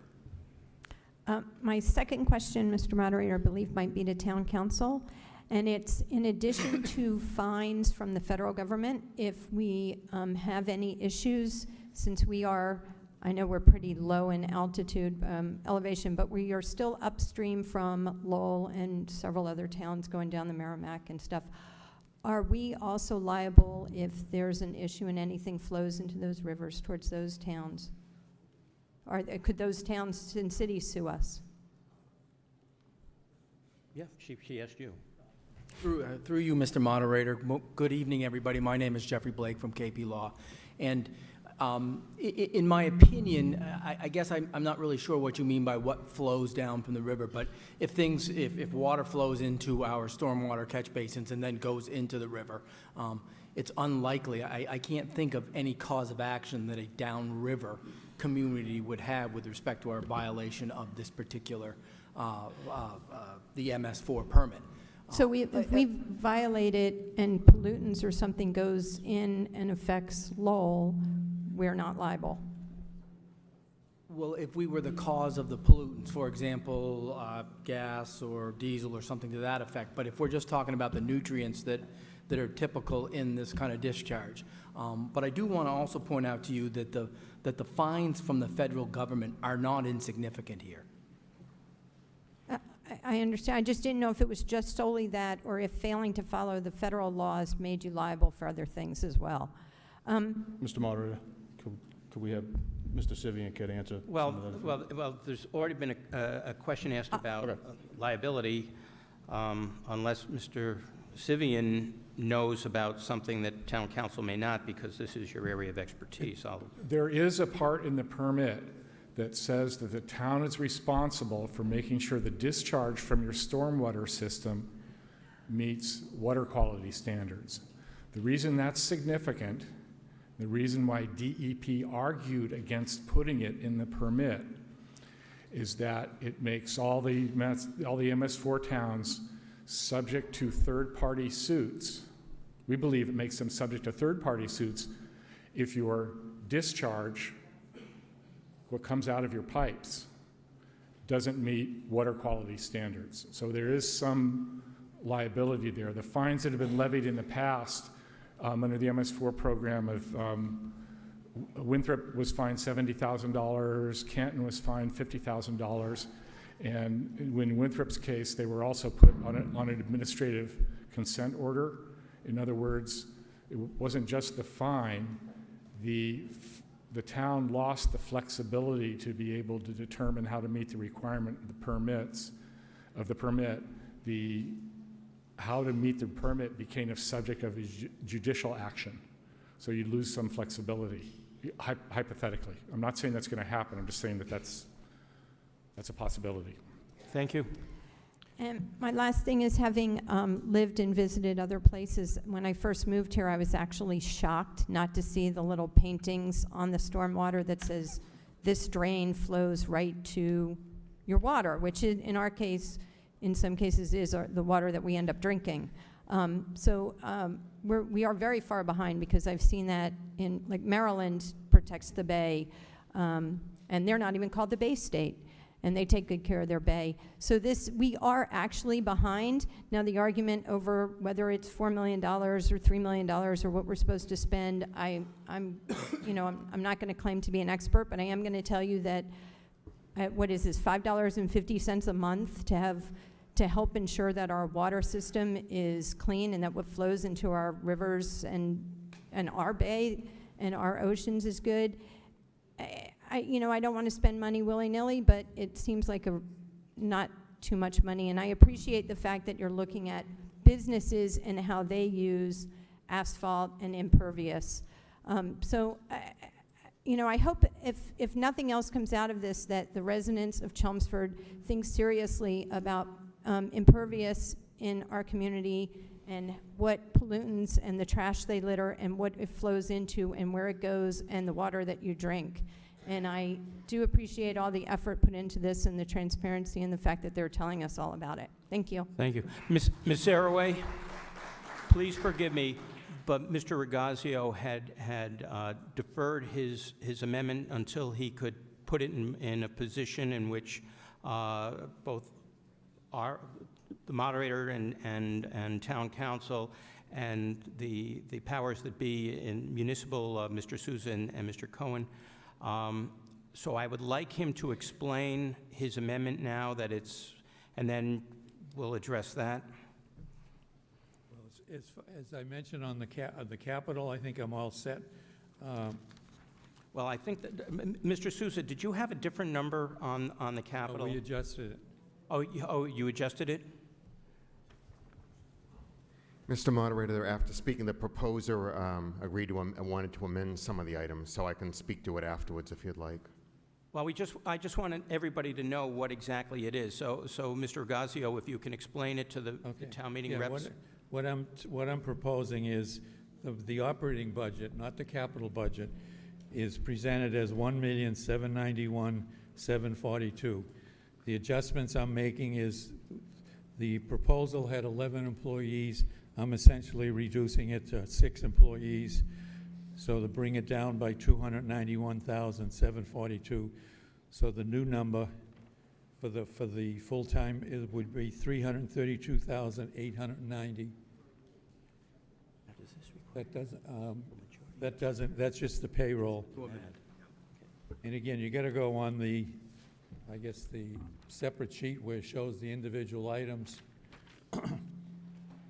I'm reducing the contract services from 110,000 to 50,000 to make the new number 60,000. The outlay, I'm not really certain what the outlay is. It was budgeted at 193,760. I'm reducing that by $100,000, so the new number will be 93,760. The OPEB liability was 49,400. Since I'm reducing the employees by 50%, I'm reducing that number by 25,000, roughly 50%. The stormwater assessment plan, which is basically what we need to start this, and again, we're spending money as if we already have it. I'm saying let's just reduce that by 75,000.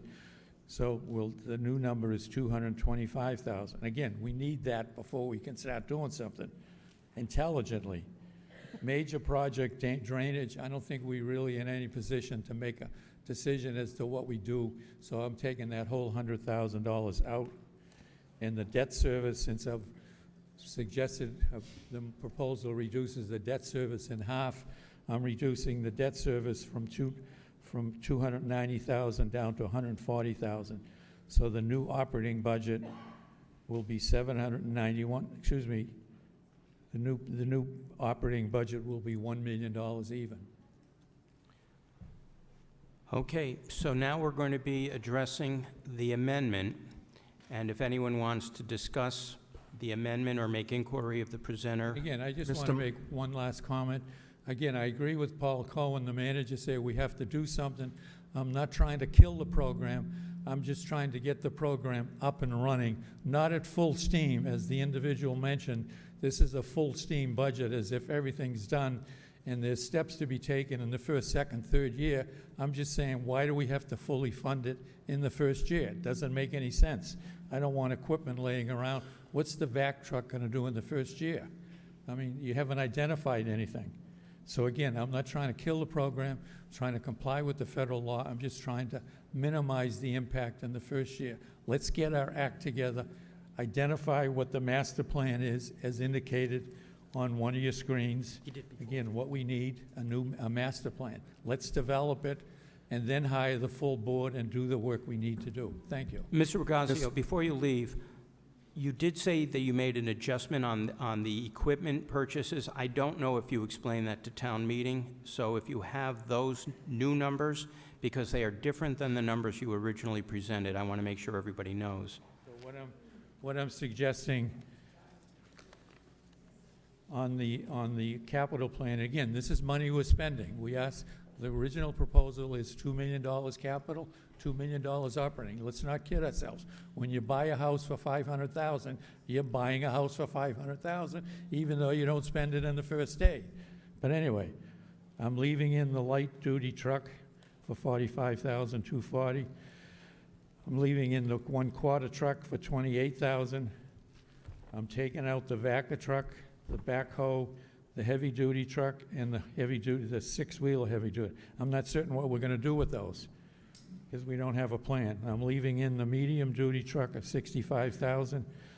I'm leaving in the second one. The second one is going to be, John, I don't have the number, $83,000. $83,760. And again, there was an $18,000 difference, and I just dumped it there. And then I'm leaving in the office bailout of $750,000, which will get us to the $1 million capital. Mr. Moderator, I'm not here to debate the amendment, but just to add a point of clarity for town meeting. The proposer gave me a sheet for the operating budget that says the net amount for personnel services will be $344,090, and then the expenditures are being reduced to $655,910, so that comes up to $1 million. Right. Oh, it comes out to $1 million. $1 million even. No, I thought those were the amounts that he was keeping in. Yeah, That's what he's planning keeping $1 million in, is $1 capital. million. Right, He's reducing it $791,000. Right. I just want to make sure, we have it on the slide, but a few numbers were thrown around there. I just want to make sure. Very good. Again, my proposal is capital $1 million even, and the operating expense $1 million even. Okay, so now we're going to be debating the amendment, or the article as amended. Kathy Duffett, Precinct 7. I think my comments are appropriate to the amendment, but please feel free to stop me if they're not. What I am hearing repeatedly is disgruntled about this having to do this at all. I think the federal government has mandated this, and I think we all know that storm drain water isn't the only thing that flows downhill. The federal government has said, we have to do this. I believe it would be irresponsible not to move forward with this enterprise fund. I hear lots of talk about this particular budget, this particular capital plan is too much, and I wonder if the speaker, and if the speaker does not feel comfortable, if perhaps Mr. Cohen could speak briefly to how the budget was prepared, like a summary statement, so that we can feel more comfortable that it is adequate to what needs to be done. I think Chelmsford is unique in that we have, 32,000 citizens, we have 2 lakes, a river, tons of brooks and streams. So each individual community has to be, their budget has got to be unique based on the requirements of what's got to be done, the roadways, the area, and all of that. So I think we keep coming back to the question of don't do anything because the federal government told us to and we don't have to do what they say. Let's do less. Right, but the amendment doesn't say that. But Okay, but to the point of, could a brief summary of how the thought process of the budget and the capital. So you're asking the presenter to explain how they came up with the numbers? Right, so that people could decide either way on this amendment. Okay. Yes. So how did you come up with the numbers? Thank you. Again, like we talked the other night, through various workshops, consultants have put together kind of spreadsheets that you can plug in your own costs if you have known costs, projected costs for some of the items out a few years. I believe it was WPI who did a massive sheet that had hundreds and hundreds of items that you could kind of plug and play if you have your own real-time costs, or if there was some assumed costs that you could pick. Central Mass Stormwater Collaborative also had a large sheet that you could plug in costs to give you a budget. We obviously know our own costs for certain items. We know what the employees are going to do. We know what their salaries are going to be, so that was a known cost we could plug in based off of the salary sheets for personnel board employees. And then we projected out off of our current kind of drainage plan on projects, smaller projects we had lined up. The master plan that's in there, we had real-world numbers from other towns local to us, similar size, so that's how we generated that $300,000 number based off of actual costs that other towns that are ahead of us in that step are already spending. So we just put that all together. We had a breakdown. We know what the capital equipment, we know what the trucks cost, we know what equipment costs. We have estimates for office build-out that we broke down just to solely suit this. Instead of the full build-out, if you're familiar with our building, we have that massive unfinished space. So that's how we developed this budget. There was a lot of time and effort put into it. Thank you. Ms. Arroway, sorry again for the interruption in your queue there. Thank you, sir. Nancy Arroway, Precinct 1. First, I'd like to thank whoever brought the summary of major requirements from the Department of Environmental Protection. It really helps to put this whole budget into perspective in terms of what's appropriate and where that money would go. Question for Mr. Yarnley. So your original budget is for 1.956 for capital expenditures and 1.791 million for the first year expenses, operating expenses, which would include paying for the debt service on that 1.9 million capital expense. Is that right? Correct. Okay. And the capital would not be a recurring expense, but we would expect that the operating budget would continue year after year. Well, the capital, depending on the piece of equipment, as I think Mr. Souza has pointed in the past with capital, the smaller items like the trucks, the pickup trucks, in my proposal, like the GPS units, because a smaller number, those are typically on a 5-year note. The larger equipment is a 10-year note, so that gets paid off like, your regular debt So they go on service. a recurring cycle? Correct. Okay. And that operating budget would include 11 people, Correct. but you already have about $1 million being expended with the staff and equipment for the stormwater management today. Would the people and resources that are currently involved in stormwater management be incorporated into this enterprise, into this organization? As far as staff, obviously, if it stays as my proposal, though, they have to get advertised and filled.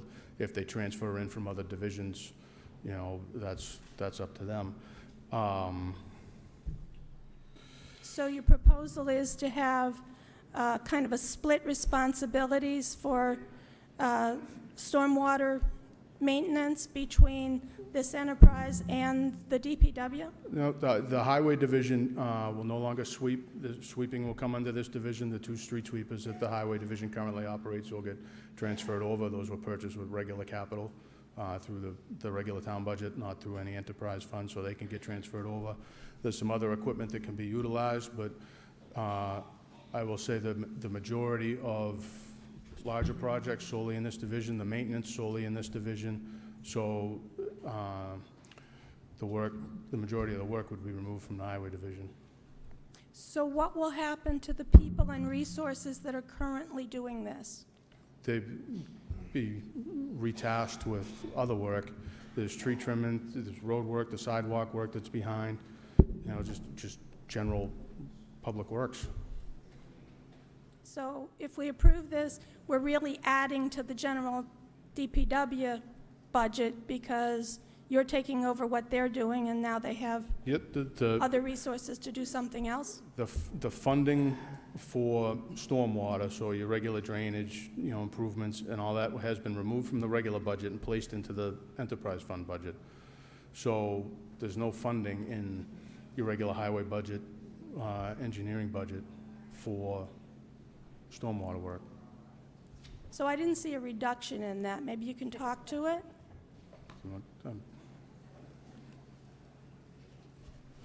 Good evening. Where we're heading is basically right now with the current DPW that we have and the amount of staff that we are working, we are doing stormwater out of that staff. We're also doing that with volunteers through Christina to get some of this work done, and at the same time we're foregoing other work that should be done within the DPW.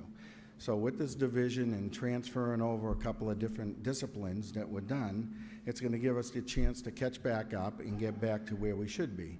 I mean, we go through a winter like we just had, and we have, the snowfall we did and the work that we did. People are looking to have things fixed after that. For instance, if you end up digging up the edge of someone's lawn, you'll want to get out there, you want to put it back, you want to seed it and get it ready for the people. Those are some of the items that don't get done all the time. And again, based on the fact that the crew that we have currently, we are somewhat backlogged. And it'll give us the ability to bring that back up, and it will give us the ability to start doing some of the other stuff like the tree trimming, as Steve said, and some repairs to curbs and sidewalks as well. Okay, thank you. You're welcome. So is the expectation that these 11 people would be hired in this fiscal year? Well, again, under the amendment, there would not be 11 people. There would be 6. New employee. Remember, we're talking about the amendment. Okay, so either 11 under the original plan or 6 under the amended plan would be hired this year? After July 1st, Okay. the start of the fiscal year, Do we currently have a stormwater management plan? from 1990. So it Yes. needs we do have a plan, but it needs updated to deal with these Yes. regs. Okay. So, based on this summary of major requirements, what needs to be done this coming year is update that stormwater management plan, create an inventory and report of the sanitary sewer overflow, and develop some procedures. And then the next year goes on with another plan, some reports, and some more procedures, and start work on catchment the problem outfalls. From my project management experience, I don't generally put a full program staff in place until I have a plan in place. But again, I still have to operate a system. I still have, as we spoke on the inventory slide, I have 4,500 catch basins, I have approximately 800 manholes, I got 100 miles of pipe, I got 50 detention basins. I still have to operate that. I still have to sweep the streets, I still have to clean the catch basins.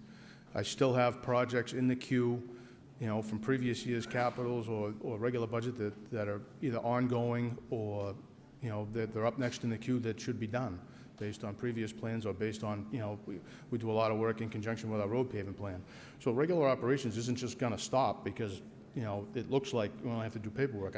There's still general operation that has to go on, as well as other projects, like I said, we had in the queue.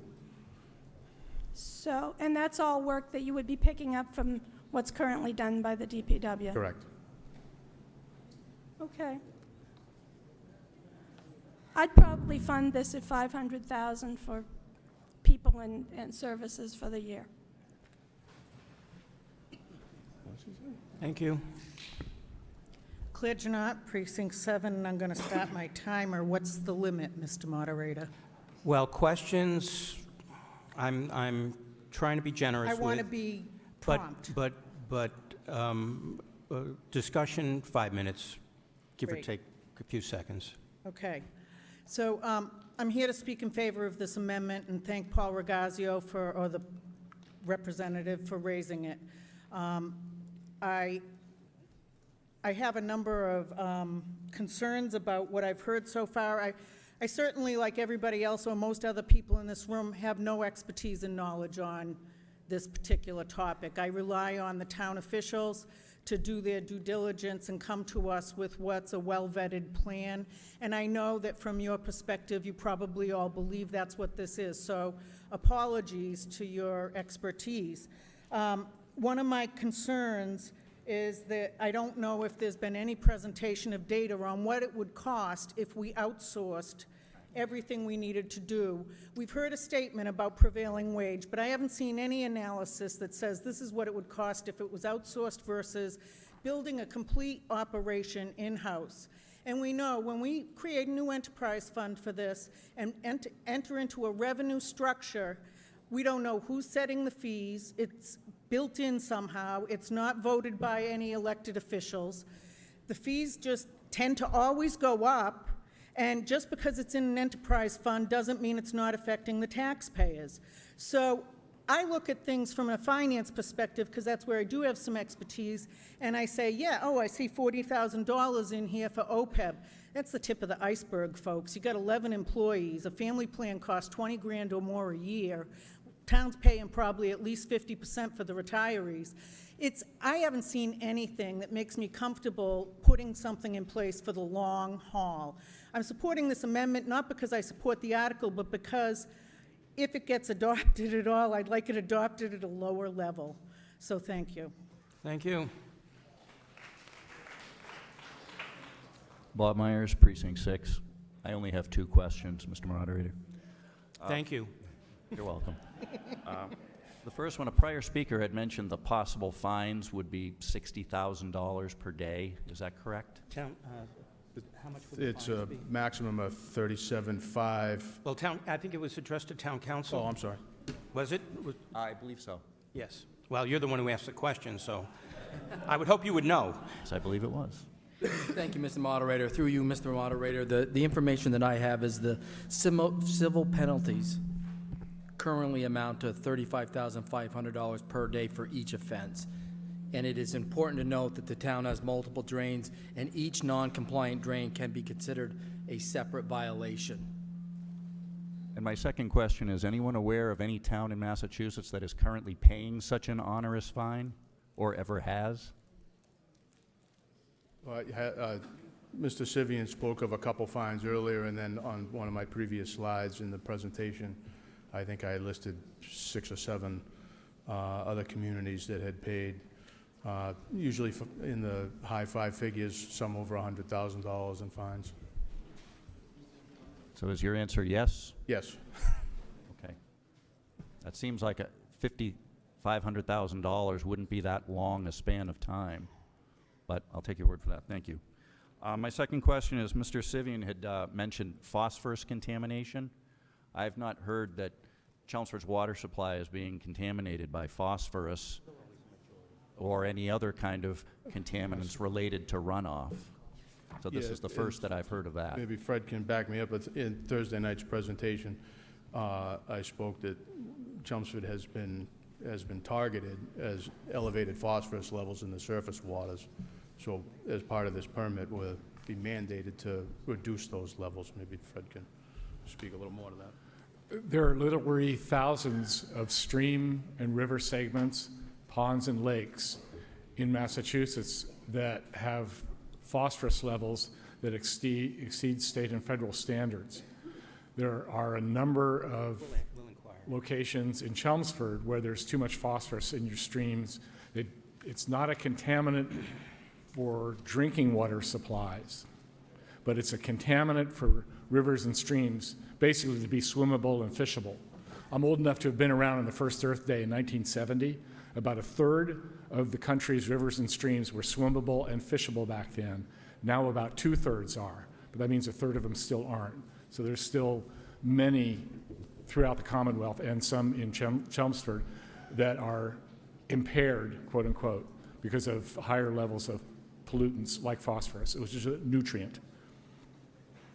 The groundwater is where we're getting our drinking water from. How can we have elevated phosphorus and Oh, I think other this is runoff question number and 3. Are you exceeding your 2? No, I don't have sir. a problem with it. I'm just giving you the business. No, sir, this is just a clarification of my second question. How could we have groundwater not affected, but runoff to streams and rivers is affected? Although all water is connected, it depends on where you're getting your water from. For example, my hometown of Dedham, we get our water from the Dedham Westford Water District, from aquifers under the ground. Our surface rivers and streams have too much phosphorus in them. Usually the water, when it seeps from those streams through the ground down into the aquifers, by the time it gets to the aquifers, it doesn't have those levels of phosphorus. Besides, phosphorus is a contaminant not for humans, but for nutrients that go into rivers and streams. They kill fish, they don't kill people. Okay, I was more concerned about Chelmsford rather than Danvers, but I just wanted to make sure that there is no current, or Dedham, I'm sorry. So I just wanted to make sure that there was no current known contamination in our drinking supply as a result of stormwater runoff. I can't speak specifically for the water districts, but I believe there isn't. They did reply to Mr. Cohen and They did? provided him with a letter. Nothing in there indicated that there were unhealthy levels of contaminants in our drinking water. Okay, thank you. Thank you. Glenn Thorne, Precinct 5. On the amendment, I would ask the town meeting to support the amendment for at least two good reasons. Number one is it does establish an enterprise fund. It does get it started.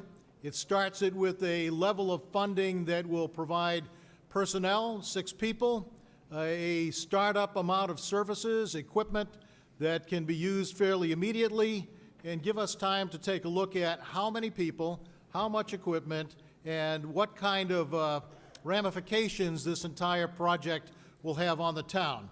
It's not by, in any means, trying to reject the approach that we're taking, but just tuning it back a little bit so that we have an entire first year to set it up, establish it, determine the plan, and decide what we do from there. I don't think it's in any way rejecting the proposal or saying that the work that's been done is not good work. The town should understand it better, but let's get started, and let's do it at a slightly reduced rate. Thank you. Already Precinct 1. Since we're keeping the office build-out in the proposal, is there an actual schematic of what would be done to the actual DPW building to... We have, as part of previous presentations through the years, we do have a build-out. It's, as I spoke the other night, it's nothing more. Currently, for that unfinished space, I do have one here I can show you.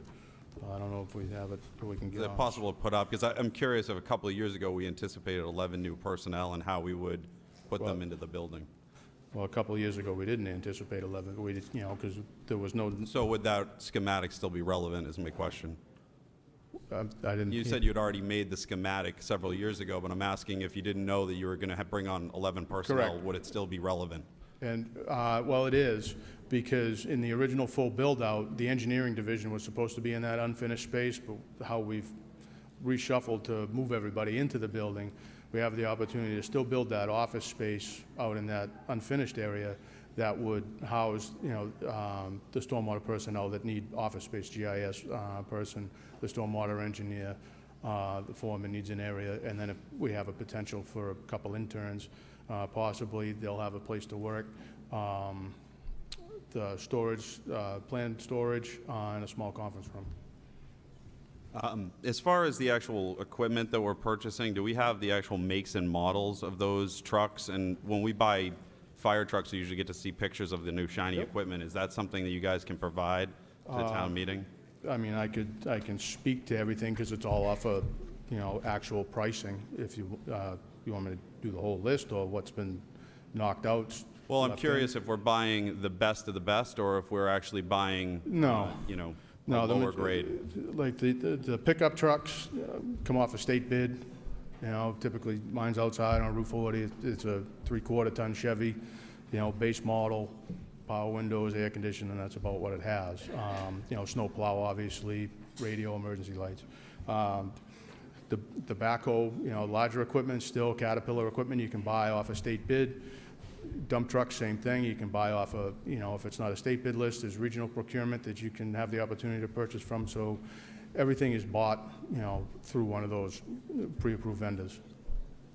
Just as a regular everyday person, the $750,000 seems like a lot for that build out. Can you just explain why it's so expensive? Gary will have the full breakdown numbers.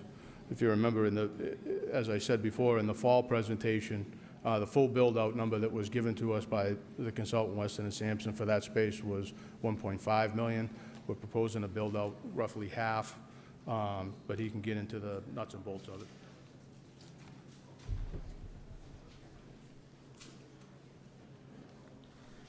Sure. As Steve just said, when we were working on this, we have a quote from Weston & Sampson, which was a quote to build out the entire rest of the area that is not built out. That quote is for $1.5 million, which is $258 a square foot, okay? What we've done is we've taken those numbers and we've looked at them as to how to build this out. And there's a couple of items that are not one for one. For instance, the fire protection will have to be done in the whole area, you know, the whole area, even though we're only building out half. Most of your electrical, probably close to 75%, is the same way, and some of your HVAC will be the same way. There's no way that you can stop short on those other than, you know, your runs coming down, your walls and your outlets. So there's an upcharge to that, which hopefully, if we ever get to finish, you won't have when you're doing the other. So when you add those to what we were looking for, it comes out to roughly half, which is 750.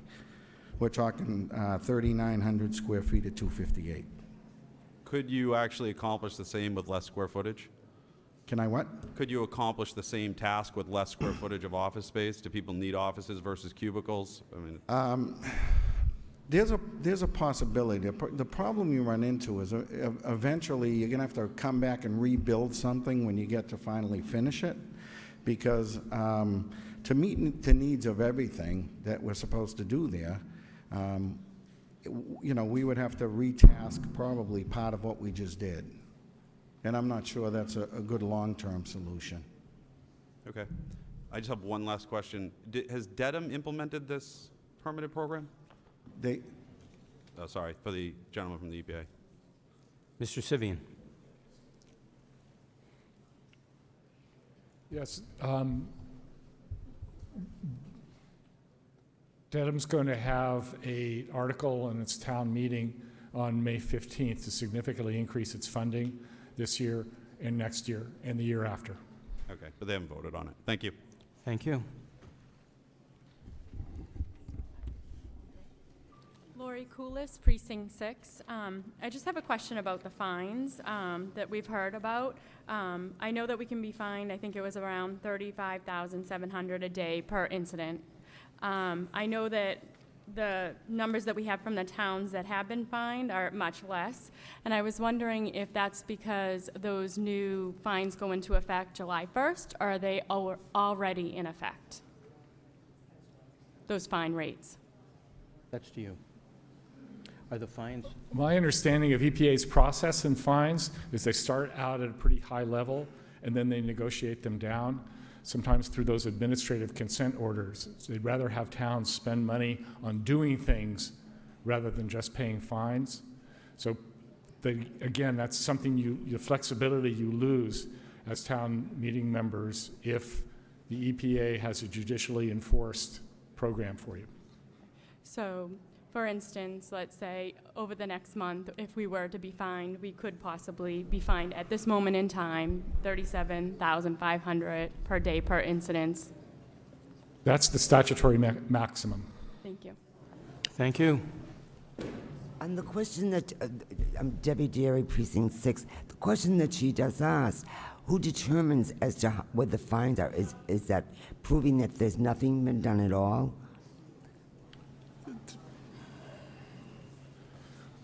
I'm not familiar with how EPA ends up calculating and doing its fines. I do have some written guidance for doing that, but that's a function of EPA staff and EPA lawyers working directly with town and town council. Okay, thank you. I have a question in the follow-up to the build-out of the building. If the original article would have stood the way it was there room in the DPW for the clerical, plus all the trucks that you wanted to purchase? Because my thought is, after I looked at the original list, is that we didn't have that kind of room in the current DPW building. Is that Yes. true? There's no additional clerical staff, and I don't know if you've ever toured our building, but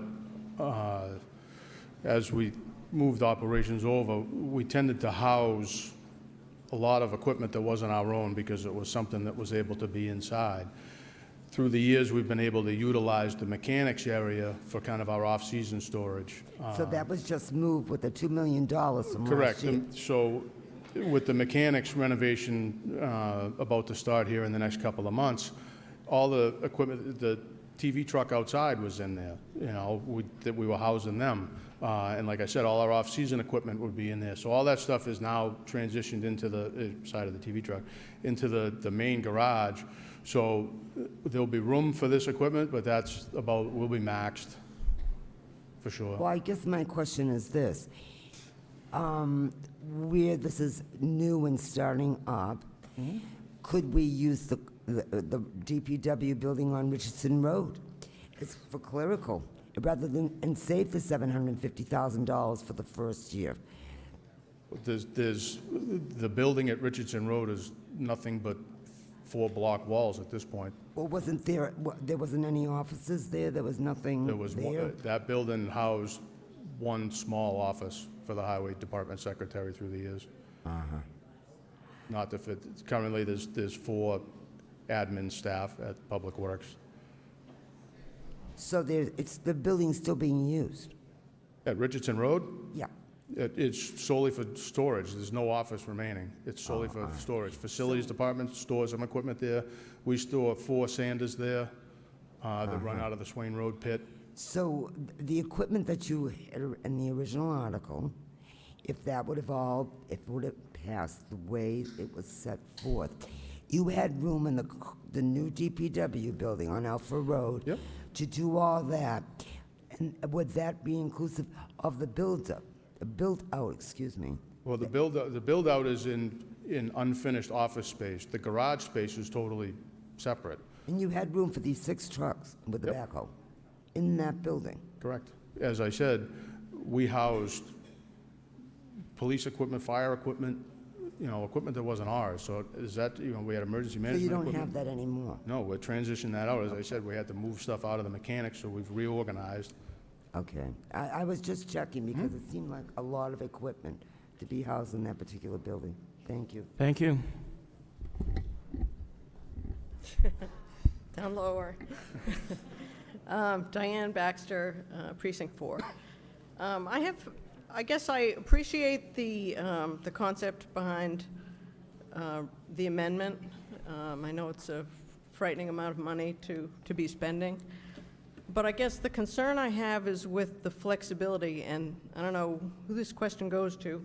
I guess it's sort of a legal procedural question, is I guess the amendment was revised to make specific equipment, to identify specific equipment. It seemed a little bit random to me because obviously the plan was thought out in the first place to have specific equipment. So I guess on the capital equipment side, my question is, if the new stormwater division decides that the 6 pieces of equipment that were retained in an amendment, if it passed, are not really the ones that are needed, what could you purchase the equipment you need as long as it's to the $1 million, or are you tied in to the specific equipment identified in the article? The article specifies the equipment that they can buy. They cannot deviate from that as designated. That's what town meeting votes to authorize the funding for. And then that's the same situation then for the personnel and operating, so you'd be limited to 6 people? That's right. Were the specific labor categories identified? No, they were not. So you can, 6, as long as you do 6 people and 655,000 expenses, you're okay? Or are those more finely tuned than that as well? The amendment speaks for itself. It designates where the money is to be applied, and that's what you're voting on. Okay, thanks.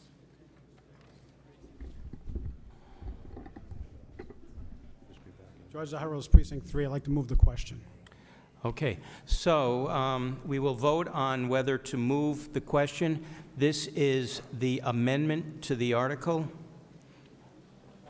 So this requires a 2/3 vote, I believe. So a yes vote is to terminate discussion and inquiry, and then to vote on the article as amended. I'm sorry, as on the amendment only.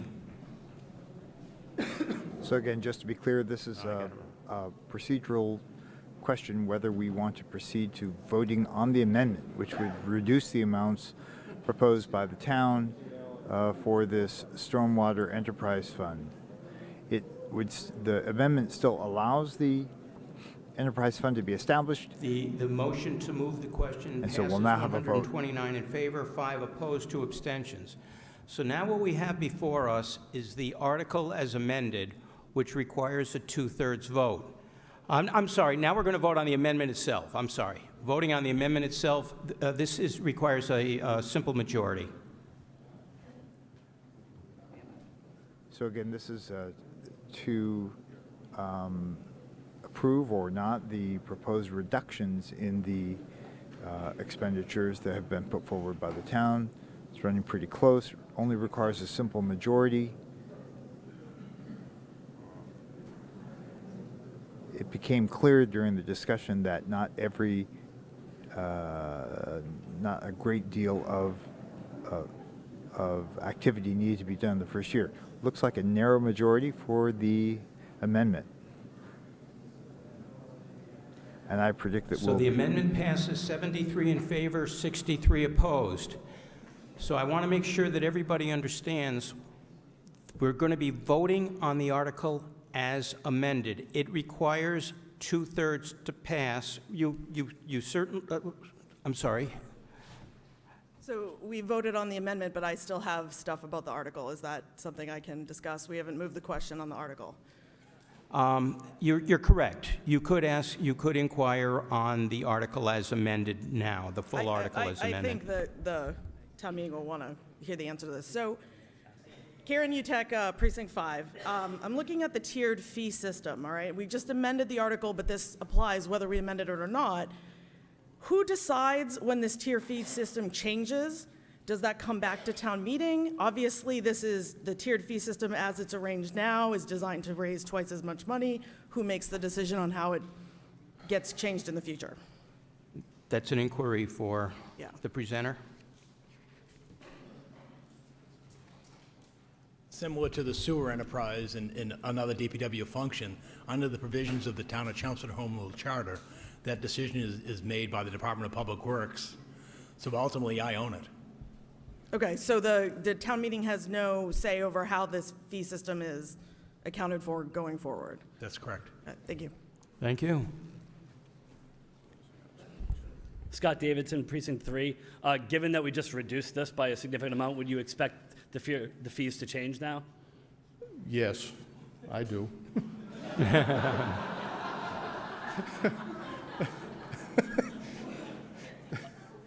So I'd just like to offer my opinion on this.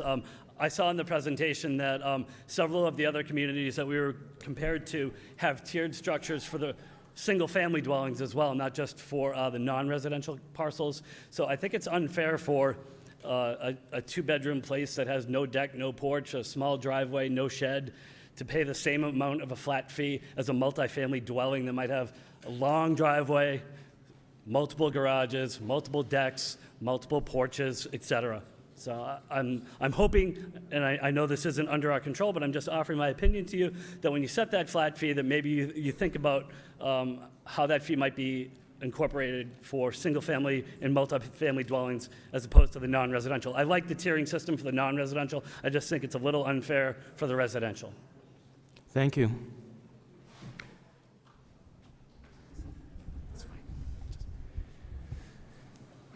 Badru Puliappan, Precinct 5. Mr. Moderator, through you to the speakers and the presenters. I have a question on the breakdown. The amounts have been changed, but I'll just speak to the category a little bit. In the direct expenses, there was a line item for stormwater management assessment plan. And through the discussion, I've been hearing that there will be in the personnel included, we will have an engineer, a GIS manager, a foreman, and other people in the original proposal, but that may change now. Could you comment on why are we the line item, which was a significant portion of the previous total amount of about 20% or so? What does stormwater management assessment plan, is that going to be written by the engineer and getting reviewed, or is somebody else going to do the assessment plan development? Yeah, it would be performed by an outside consultant. That's typically what's done. We'll put out an RFP to have a consulting firm come in and analyze our entire drainage system, our entire operation, and give us either routine maintenance, large projects, or somewhere in the middle, so that we continue to function and we also function in compliance with the new permit. And that would be an annual activity No. that they would do that? The master plan, it's a one-time cost. That's why when you look at the budget, it's in year one as a startup cost, and then it goes away after that. Okay. And in terms of a very large direct expense category called computer maintenance, it used to be about $25,000 in the original proposal. I'm just confused as to what kind of a... That is, I can explain that pretty simply. That is a lot of your licensing fees for software, your GIS software, the ESRI product, which is ArcView, ArcMap, AutoCAD licenses. You pay now, instead of just going to the vendor and buying a DVD with the program, now it's all online annual licenses. There's fees for the GPS equipment to be on networks, the GPS networks. It's all incorporated with those type items. Okay. And then one of the other columns had, or the line items had indirect expenses, which was employee benefits in the original item. Could you comment on that? Is that just healthcare benefits, or is it other amounts included in that in general? Because the OPEB liability, I take it, as the pension portion, contribution portion, is what I'm understanding. Maybe I'm wrong there, but. Mr. Moderator, answer the previous speaker's question. OPEB, the OPEB line in there is for that actually means other post-employment benefits other than retirement. So that deals with retiree health insurance liability. The employee benefits line in there, that's to reimburse the general fund, as we do with the sewer enterprise fund, for the cost of health insurance and a small portion towards the Middlesex retirement contribution. Thank you very much. Thank you. Glenn Thorne, Precinct 5. I urge town meeting to support the article as amended. Quite a few people supported the amendment, obviously, but as the town manager says, we don't want to leave here with nothing started, because this is the right thing to do. We've just dialed it back a little bit, and I fully expect that if they need more than 6 people, they'll come back and ask for more than 6 people. If they need other vehicles that were not supplied in this particular amendment reduction, they'll come back and ask for more vehicles. But maybe the vehicles we have are enough. So once we get started, we'll know more clearly what's going to be needed in the next adjustment to this budget. So I don't expect it to stay at this level, but I do hope the town meeting will get this started, because it's the right thing to do, and it does take a 2/3 vote, so we should vote for it and pass the article as amended. Thank you. Beth Logan, Precinct 3. We have just voted for an amendment that will essentially cut what we owe in half, although they still, I'm sure the town will take time to work out the numbers. And I just want to say, we all drive on the roads, so this idea of saying your house is slightly more impervious than my house, we don't want the town to be spending 1/3 of the budget trying to come up with a financial plan so that one person pays $22 and the other one pays $26 and the other one pays $42. We all drive on the roads, and let me tell you, I've already had a conversation with our town engineer, because in the change of the road, I'm now getting a ponding, and I'm working with him on how to handle that. So sometimes the water goes the other way, but I am not going to nickel and dime this. We're already down to about $35, and I think for our roads, we can all handle that. Thank you. Hi, Steve Flynn from Precinct 3. Is it possible to ask the gentleman from the state just one question? Yes, it is. Okay, thank you. Just one question. I'll make it a point. One question. You mentioned previous in your first conversation, you mentioned there was 247 towns and cities that are mandated with this sewer. But by the state website, we have 351. So that leaves us 104. Do they all have no water in those towns, just out of curiosity? The rules for APA have to do with using census data. You have to have a certain amount of population. So if you were in the town of Mount Washington, yes, you have too few people to come under EPA's regulations. So the way I think about it, it's the 249 and the largest towns in Massachusetts. Even though some of these small towns have tremendous water, Yes. and that water goes from there to other parts of other towns, correct? Yes, if you'd like me to mention to EPA, perhaps should regulate some more towns. No, I'm not a question of that. I was always curious why there's 104, not even... Because the regulations themselves are based on population. It's not based on wealth of the towns? No, sir. Okay. Paid thank on you, Ray. population. Thank you. By the way, I'm ready to move here. This is really good. Joe Reddy, Precinct 1. I'd like to move the question. Okay, we have a motion to move the question. So we're going to vote on that. Although, Joe, there was nobody behind you. Do you want to waive your motion to move? It's waived. So now we're going to be voting on the article as amended. Okay, this requires a 2/3 vote to pass.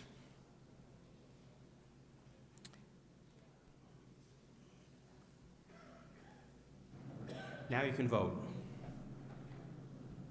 So it's going to be, this is now the amended motion. I'm not sure I heard recommendations from the Finance Committee and Board of Selectmen. Maybe that was last week when we started the discussion on this particular article last Thursday night. Looks like it's going to pass quite handily.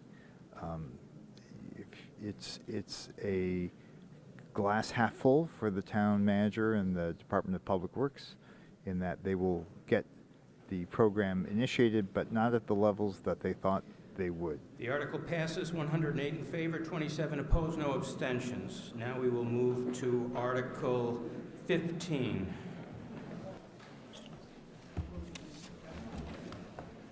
Yes. Article 15.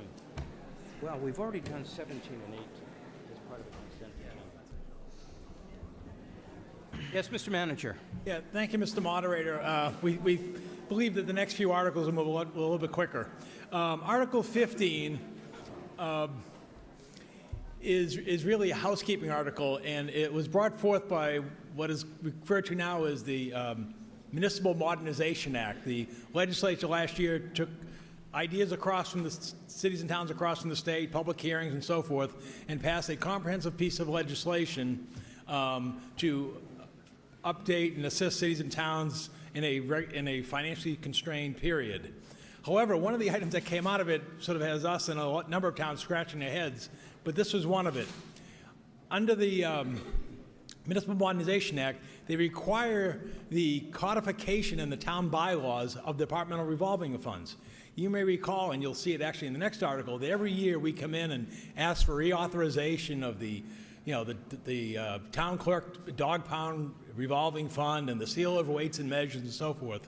Well, now the state, as part of this law, basically says, well, you can simply just drop that as part of your bylaws, but on the other hand, you need to vote annually the amount that's being authorized for the revolving fund. So the Mass Municipal Association and other in town said, well, what really did we gain by that? Because the whole idea was to eliminate this annual vote. But anyway, that's what the law now stands and requires. So we work with town council and the Massachusetts Department of Revenue. They came up with a model bylaw. And what we did basically is use the language of in the format of it.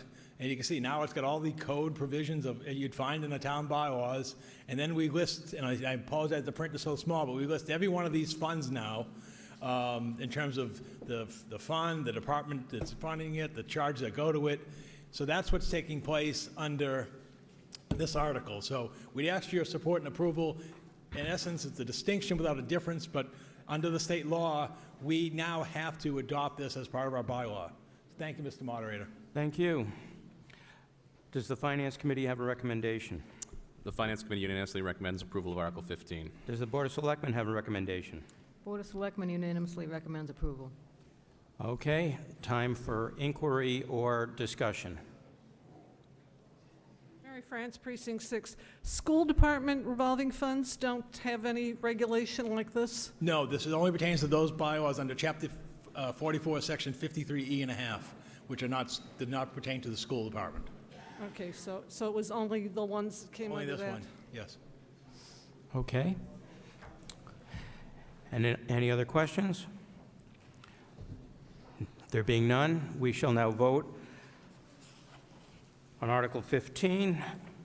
A yes vote is to approve the change in the code, and no is to oppose, and you're already voting, so thank you.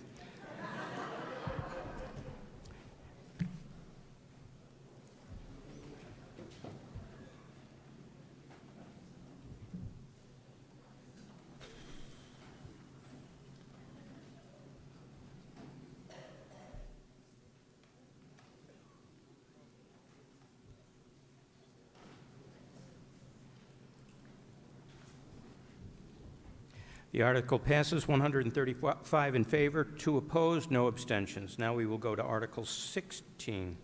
Okay, Article 16 was sort of, what was realized after the effect was, well, under Massachusetts general laws, as you may recall, any bylaw or zoning bylaw that's approved by town meeting has to go, in a town, has to go to the Attorney General for approval. And the Attorney General has up to 90 days to grant approval. So it was pointed out to the Department of Revenue a couple of months ago now, a little longer than that now, about 6 months ago now, saying, well, wait a minute, if we go to town meeting with this and have town meetings in April and May, that there isn't going to be enough time for this to become effective with the start of the new fiscal year. So they had to add corrective language in the state, one of the supplemental budgets, to allow the current system to go into effect for a year further. So therefore, we now need Article 16, which is the traditional format way that you see every year, which is the town clerk revolving fund for the rabies fees and adoption funds. Again, just what I mentioned, the senior trip program, the respite care program, police department sale of cruisers to equip the new cruisers, and now the fire department similar for the sale of their used fire department vehicles, and then the steels and weights and measures, which we hired Northern Middlesex Council of Government to do. And then the question comes up, so I figured we'd get ahead of it. What are the current balances in these funds? Because it's, of interest. As you can see, the amounts are there on the screen. Again, they're just the normal flow, and why the amount is high at the sale of weights and measures right now at the bottom is because NIMCOG bills us at the end of the fiscal year. So thank you, Mr. Moderator. Thank you. Does the Finance Committee have a recommendation? The Finance Committee unanimously recommends approval of Article 16. And does the Board of Selectmen have a recommendation? Board of Selectmen unanimously recommends approval. Okay, any inquiry, debate? There being none, we will vote on Article 16. Yes is to approve it. No is to oppose it. And you always have the right to abstain.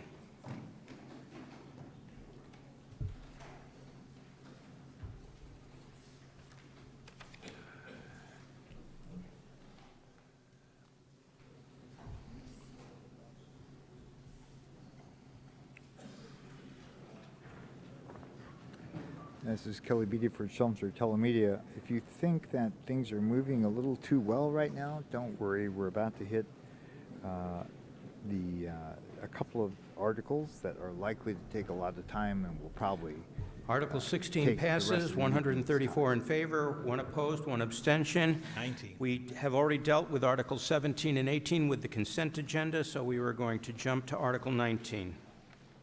Thank you, Mr. Moderator. Article 19 is the one and sole article on the town meeting warrant this spring that pertains to the Community Preservation Fund. So basically what that means is there are no new community preservation projects that are coming forward for your approval. So what we need to take place into this article is we have to do the requirements under the state program, which is set aside the amount of reserves, pay the existing debt service, and then provide the requested amount from the committee as customary for their annual operating expenses to pay their clerical and other miscellaneous expenses to work on projects during the course of the year. So you can see in the upcoming fiscal year budget, the 10% set aside is $98,000 for the acquisition of, these are again the purposes under state law for the Community Preservation Fund, acquisition of preservation of open space, $98,000 for historic resources, $98,000 for community housing, and then the $150 for the budgeted reserve. And again, all the monies that are undesignated or unappropriated stay with the fund until further action by town meeting. And then again, they're seeking $50,000 once again, which has been their amount for the past several years, for their administrative expenses and other expenses relating to the operation of the committee during the year. And then now we get to the debt service for the committee for their previous projects. And you can see we take that same $98,000 from the open space fund, the same 98 that we just reserved from the historic reserve, the 144 for community housing preservation housing reserve, and 355,478 from the general reserve for the upcoming fiscal year's debt service. And you can see the estimated amount that we're projected to collect in the upcoming fiscal year, $980,000 from the property tax surcharge. The state estimated revenue is now down to less than $200,000. And again, that's the result of the low activity at the Registry of Deeds at the state level, as well as the additional communities that keep joining the program. And here is what the debt service is for. And the key thing probably to note is the last two columns. You know, for the town halls, we have $327,000 debt service payment this fiscal year. That debt service will expire in the fiscal year 2021. Same thing, Sheehan Farm was $97,000. Chelmsford Woods, $144,000. The Turf Fields, $112,000. And Varney Playground, $16,000 for the $696,000 total. Thank you, Mr. Moderator. Thank you, Mr. Manager. Does the Finance Committee have a recommendation? The Finance Committee unanimously recommends approval of Article 19. And the Board of Selectmen have a recommendation? Board of Selectmen unanimously recommends approval. Time for inquiry or discussion? There being none, we will now vote on Article 19, the Community Preservation Fund. A yes is to approve the authorization of the funding. No is to oppose it.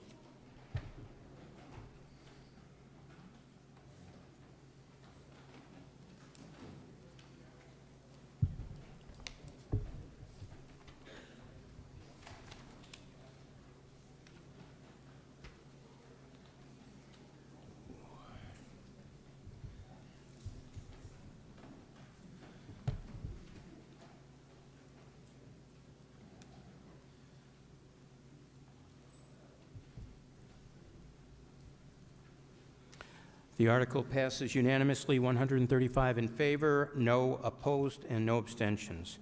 Article 20, Mr. Manager. Thank you, Mr. Moderator. Article 20 pertains to the disposition of a portion of the 101 Mill Road property.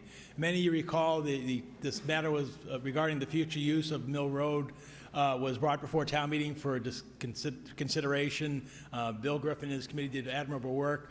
The direction from that meeting was that the Board of Selectmen should in the future be authorized to sell the portion of the property, particularly that contains the residential dwelling in a complying zoning lot, and therefore the town would then retain the remainder of the property. So Public Works Engineering has come forward with this plan for the disposition of the property.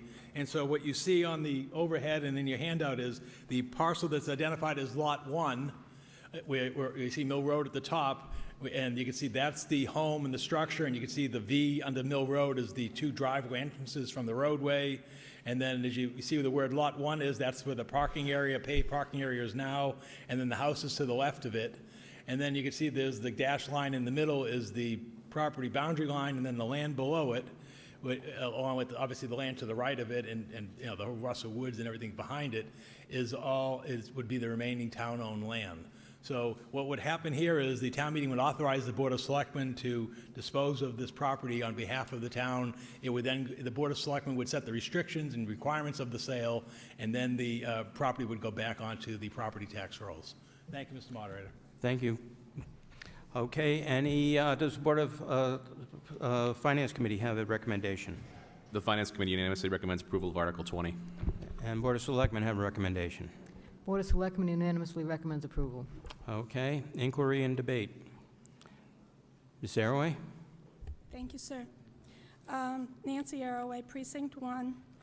About 2 years ago, I guess, we voted here at town, 3 years ago, we voted here at town meeting to purchase this property because we considered it to be a critical historical resource in our town that we didn't want to see demolished.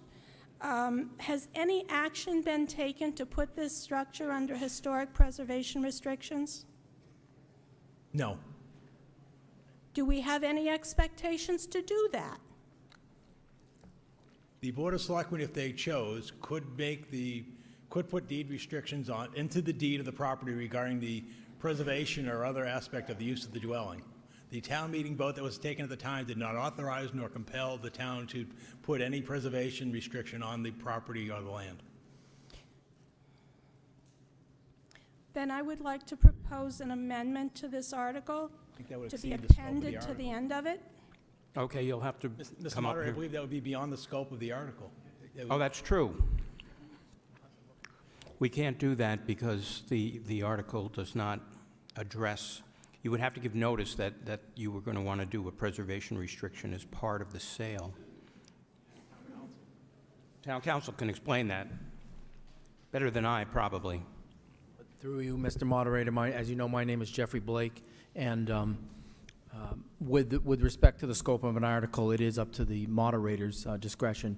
And basically what it means, we often look at it, if you were sitting at your dining room table looking at this article, would a voter know that restriction was going to be placed on this property, and then would they know then to show up, or would they know to, in your case with representative town meeting, know to talk with their town representative? So it is up to the moderator, and he's made the call that it's beyond the scope. Yeah. So basically then, to protect this property, we would have to vote no on this article. No, I'll repeat it again. You are authorizing the Board of Selectmen, let me go back to the previous slide. We would authorize the Board of Selectmen to sell the property so therefore the Board of Selectmen would have the control regarding the restrictions in the sale.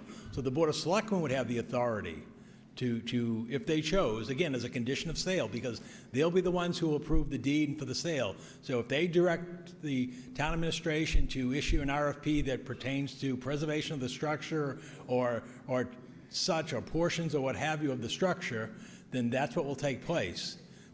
So that's how it could occur. So the answer to the question is no, it's not a true statement to say that if you want to preserve the structure, you have to vote the article down. And we have had this discussion at the selectmen's table.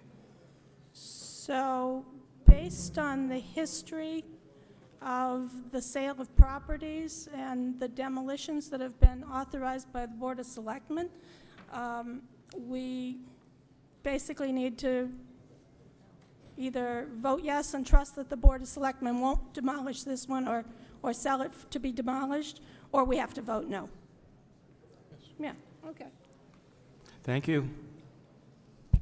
Brian Latina, Precinct 4, and it was on the 101 Mill Road Committee for about a year and a half. Has anyone approached the town at any time with an interest to buy this property or develop this property? Not to my knowledge. Anyone in the room, any committee?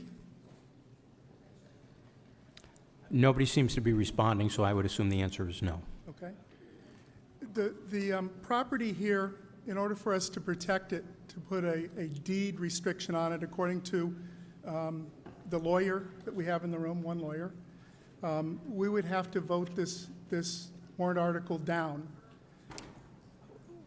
If we trusted the Board of Selectmen to add a deed restriction on it, they may say yes, they may say no. We have no control as a body here to protect this property with a preservation restriction. And what is that?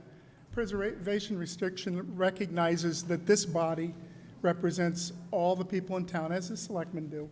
But this body, with their vote, can vote this down and wait another 6 months and put together a proper warrant article to protect it. And my guess is, since the committee that I was on for a year and a half was never approached to put together the words that would protect this with a deed restriction, that wasn't our charge by town meeting. And the selectmen haven't already done that, and it's not in this. It was purposely done. Well, I think that your argument is going a little far afield because you're sort of insinuating that you can read their minds, and I'm not sure that you can. That's a very good point. Okay? We cannot read their minds. That's right. But we can read the paper in front of us that doesn't protect the property with the preservation restriction, and it's worked around so that it purposely doesn't, maybe it doesn't, but it doesn't. We had a barn-like structure in town. We all know what that was like. That was a wording issue.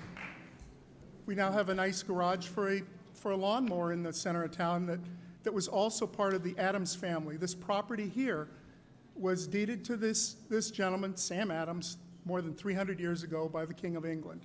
It was 650 acres. I know that some of you have heard that already, but it's important because we're cutting it down one more time. We're taking the back lot out of here. And if you've never gone to the soccer field, that lot number 2, make a great parking lot. Cut all the trees down, make a great parking lot, but there's a pond, Mill Pond right there. The Mill Pond there was a key point to this deed that was given by the King of England 350 years or so ago to Sam Adams for the purposes of industrializing that Mill Pond. Chelmsford's going to sell that front piece of property, a 200-year-old house, to someone. They could tear it down, put something else there. I think that's really sad, and I think the guy that lived in that house and created our town motto, let the children guard what the sires have won. You all know it. That's because Sam Adams, the second town clerk in our town, created that. That's who it is. 100 years later, another guy who was making beer down in Boston. That's the same Sam Adams family. Adams Library, same place. Tingsboro up here has an Adams house and another barn about the same era. They were creating mills and sawmills to create the first industry in this country. And we're about to sell it to some developer with no deed restriction on it. A deed restriction protects it in the deed, not in some language that can be changed later. We rezone all the time. If you don't deed restrict, that's what can happen. So I'm going to vote no on this to protect it for another 6 months. And I want you all to please go look at this property, take a look at it, do a little bit of history look online, and maybe somebody can get the original deed that's probably down at the Boston Public Library and take a look at what It's probably at the sires Registry of had. Deeds in Lowell. That's Could where you be. would find it. Could be. I also would like to point out that the soccer field that we brought all our kids to has a little dirt road that now has a nice concrete edge along it. That kind of pushes, it kind of got us to this point. It's too skinny to go through now. But the property at the front has about an 84-foot wide driveway that the owner on the other side's encroached on. So if we need to just widen the driveway to get 2 cars in and out and maybe put some granite curbs, hopefully not run water into the mill pond. Because if you make a parking lot here, we've got a spillage problem. But we should take that piece of property back and make a proper driveway into it if that's the intent of why we need to cut all the trees down and perhaps ruin that property Okay, forever. you're, Thank you're, you. okay, thank you.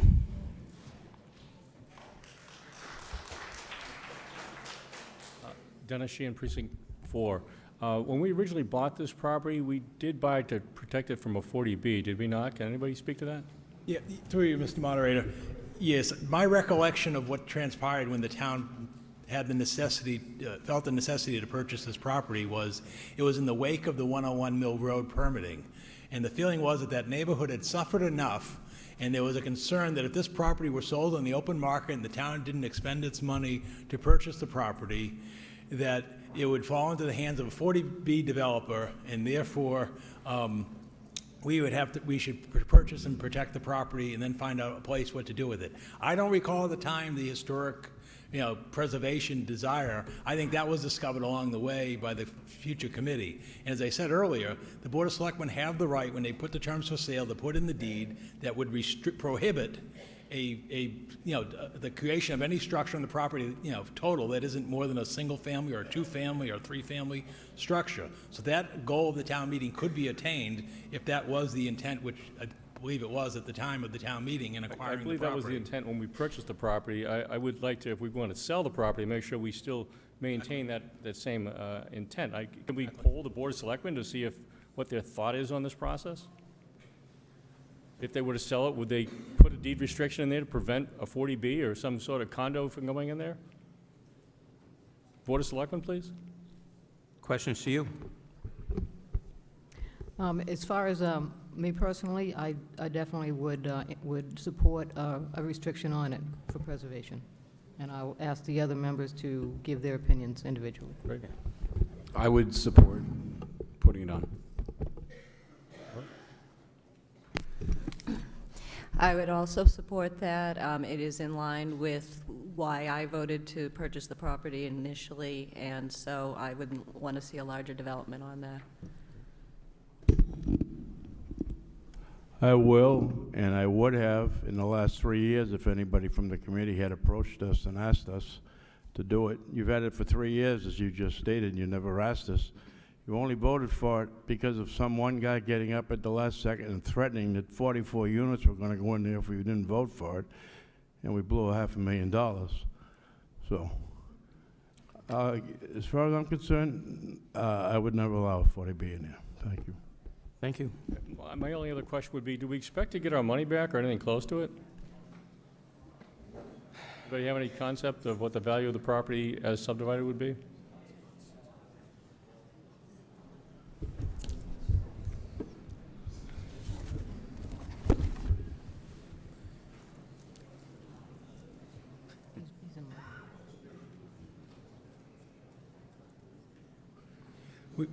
The vote from November 17, 2014 was to appropriate $373,762 from overlay surplus and $116,238 from the sale of real estate fund to fund said acquisition. So you had the 373 and the 116. You're basically $489,000, basically $490,000. I think the concern we'd have is you're going to sell the property as is. I mean, you know, we unlike a traditional homeowner, we're not going to go in there. It's been vacant for a number of years. We've worked with facilities to maintain it through the winter months or prevent freeze-ups and so forth. But you've had, the house is 3 years old, or systems that haven't operated in 3 years. You know, we'll use a competitive procurement system, but we have no assurances. I mean, obviously, the real estate market has appreciated since that time, but we have no. So President, we really don't have any idea what it might go for. No. Okay, thank you. Thank you. William Nolan, Precinct 8, Vice Chair, Chelmsford Historical Commission. I want to express my strong disagreement with the sale of the historic Mill Road property. The Adams Russell House, built in 1816, was the home of the family that operated the first sawmill in Chelmsford next door. That dates back to 1656. The mill was started by Samuel Adams and remained in the family for 5 generations. Siblings of Samuel Adams moved to Dorchester and Braintree. John Adams and John Quincy Adams, our 3rd and 5th presidents, were direct descendants of those siblings. The first sawmill is still an active historic site in Chelmsford. This historic house, proposed for sale, is on a pastoral piece of property next to the sawmill and mill pond. On the other side of the property are 2 town soccer fields and a town forest. Essentially what we have is a magnificent park area in the town away from the crowded village center. This park would have ample parking, fields, and town forest land. As a proper use for the building, it's time for the school department to take another look. School administration could move into the town-owned property and sell a business location on North Road that would clearly bring in the funds to upgrade the Mill Road property for that use. Another thought. Look at this beautiful senior center that we have, certainly serving a very deserving population. Another deserving population in our town are the children. From birth to school age and their parents, They are trying to navigate jobs, childcare, and early childhood education. We offer a limited program through the school department, but more is needed. What a wonderful location to run a town-wide enterprise offering which would provide childcare and early childhood education to this population, including people that work in town with parking, fields, and a forest. We provide golf and a dog park in town. Why not more childcare services? We talk about our newly organized commercial business area on 129, which would provide a variety of services to people employed in the area. Right at the top of the list is affordable childcare and early childhood education. This would be close by and accessible. Many town meetings are concerned about the size of the effort through the Economic Development Committee. Why not give them a home of their own on 101 Mill Road? We have many prominent business leaders that live in Chelmsford. Consider an expanded development committee with these business leaders volunteering at a location near the 129 corridor. Please vote no on this article. Thank you. Thank you.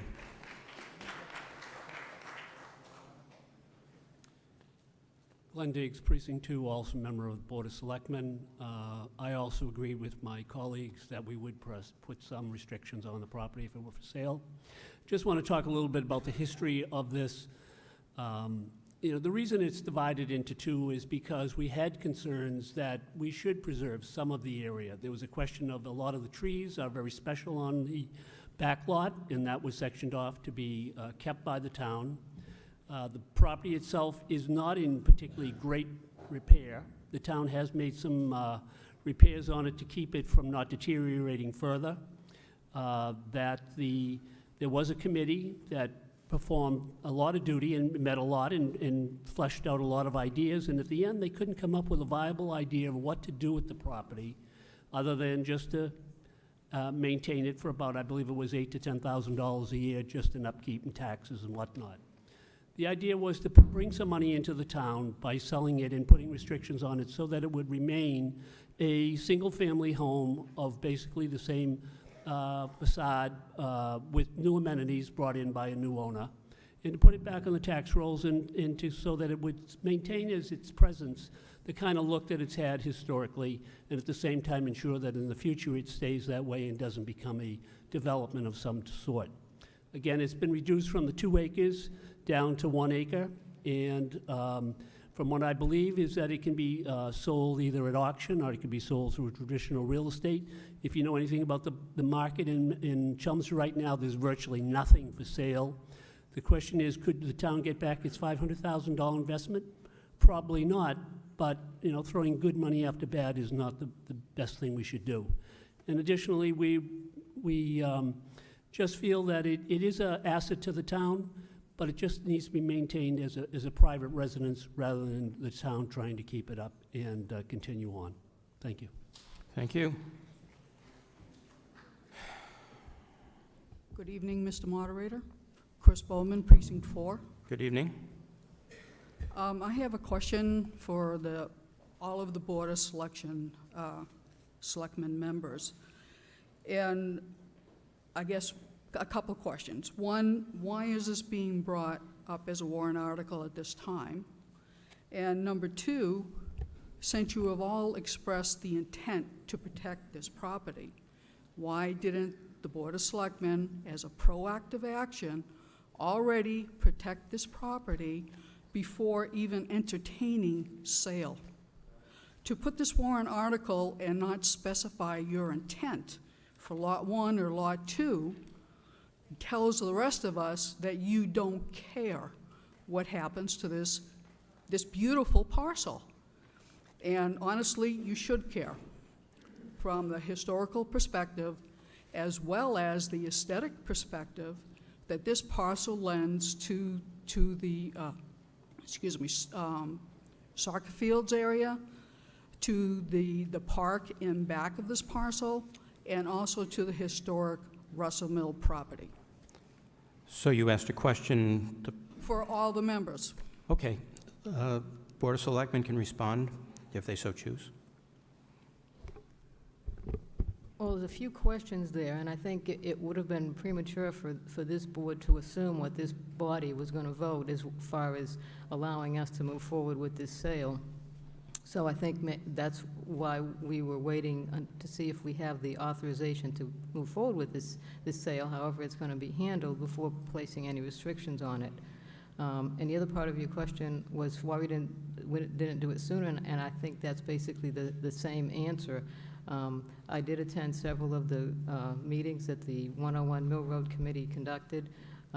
I was supportive of their efforts. In the fall, this body was not supportive of the efforts, the suggestion that they came forward with. So I think there's been a lot of moving pieces, and we would like to move forward with the disposition as soon as possible, but with the conditions that we would set prior to that sale. I mean, that's just my opinion, and I'll let the others speak on how they would like to answer that question. Anybody? I agree with our chairman. It was a matter of putting the horse before the cart. We felt that we had to have the authorization, that the town wanted to sell Mill Road, and we all were in agreement that there should be positive restrictions on it.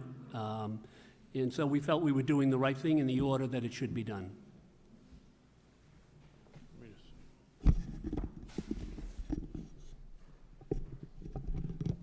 We had appointed a committee of, we thought, fairly reasonable people, good business people. I think they were good, upstanding citizens.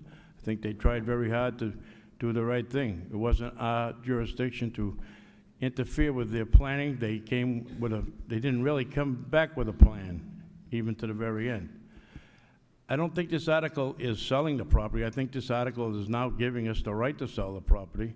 And I think then, at the time of sale, that we would then put the restriction on it. And I believe that is the way it's supposed to be done legally. Thank you. I'll say that, less than a month ago, I was sitting on the other side of the table. And when the warrant came in front of us to vote, my first question to the other four members was what their intent was. And the answer they gave me was to put a historic protection on it and make sure it did not fall into developers' hands. So from your standpoint, that's the answer they gave me right off the bat.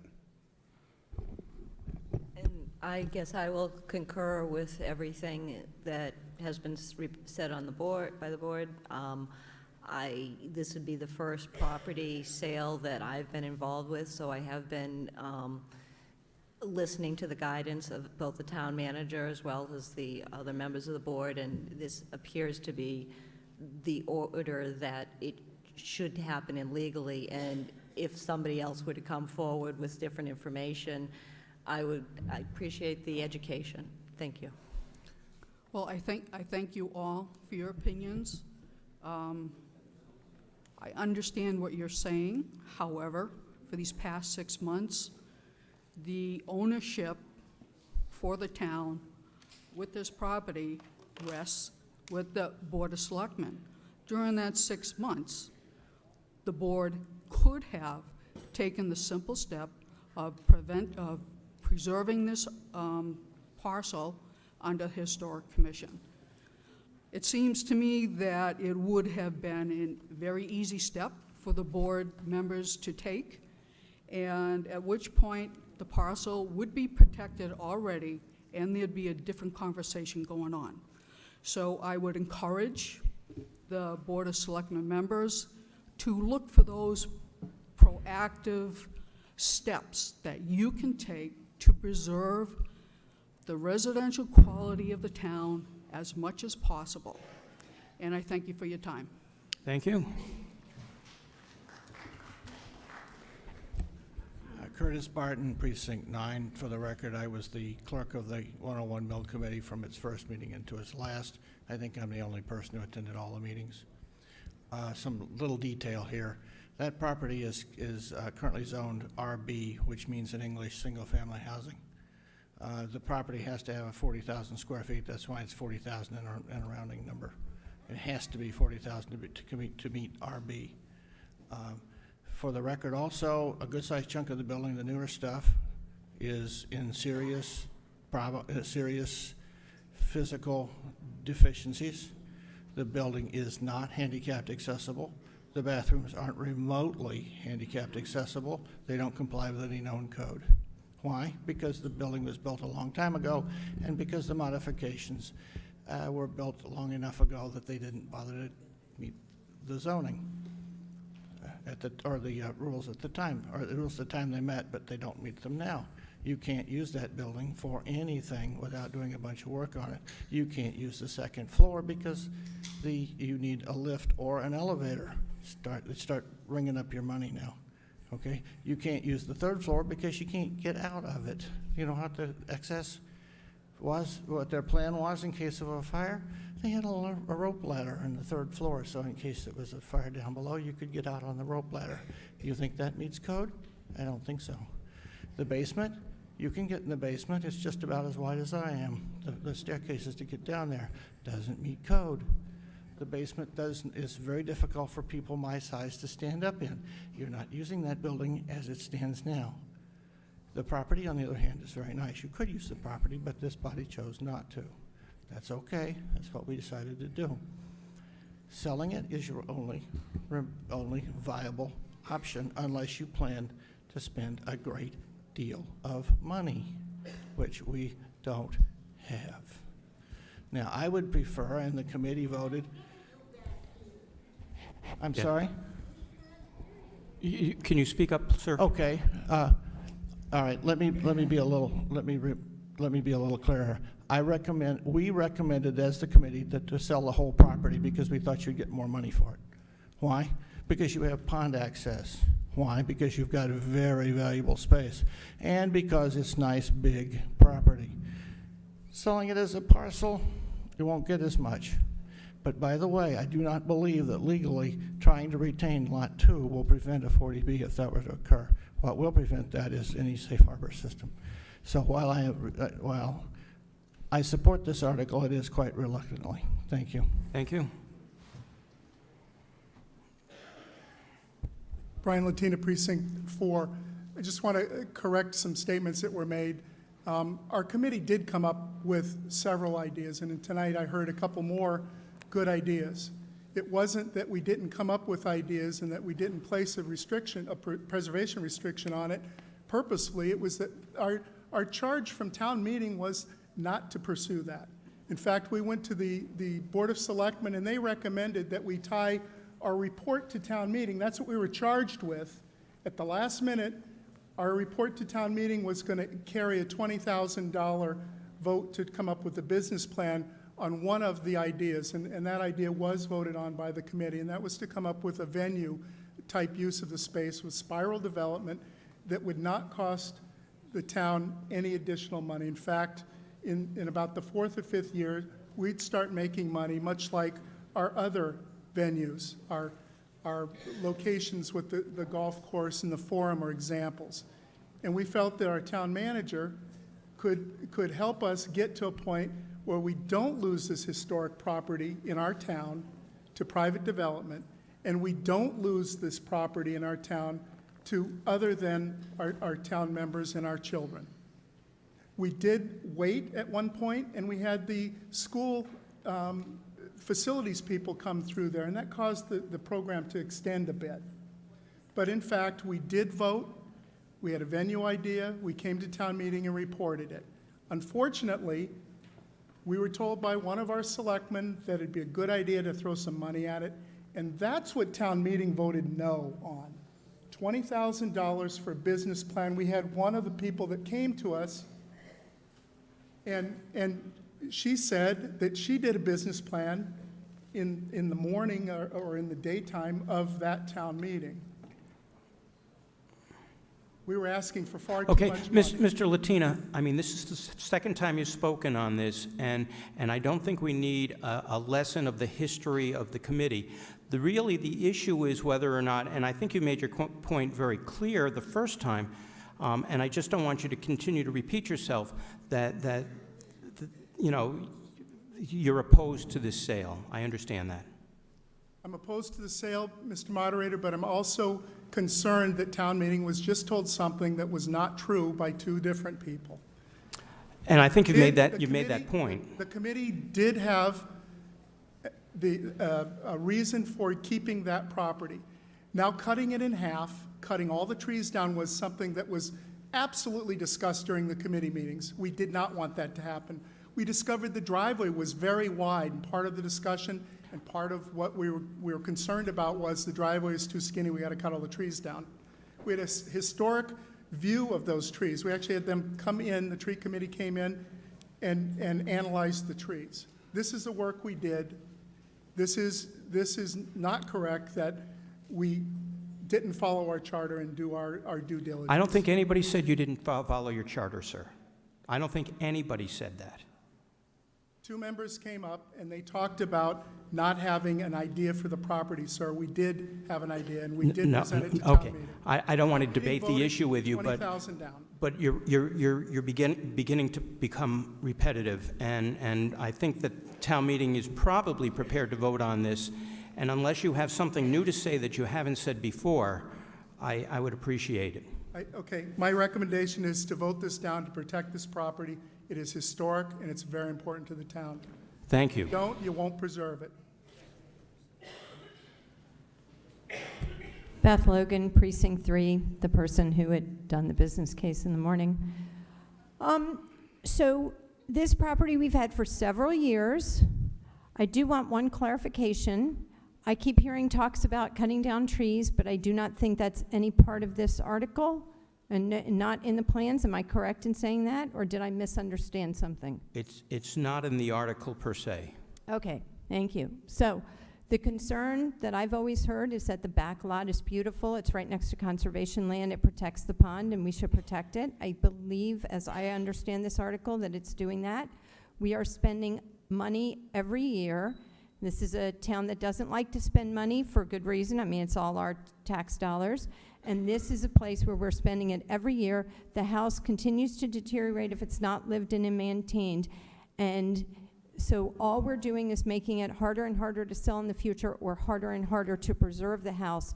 The only way you're going to have a chance of preserving the house is if somebody takes over and takes care of it fully.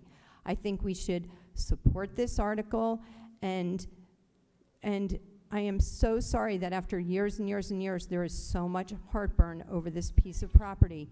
If selling this is going to create a 40B, then any single-family home on that road should never be sold because it could create a 40B. And I think those homeowners would like to sell their homes at some point.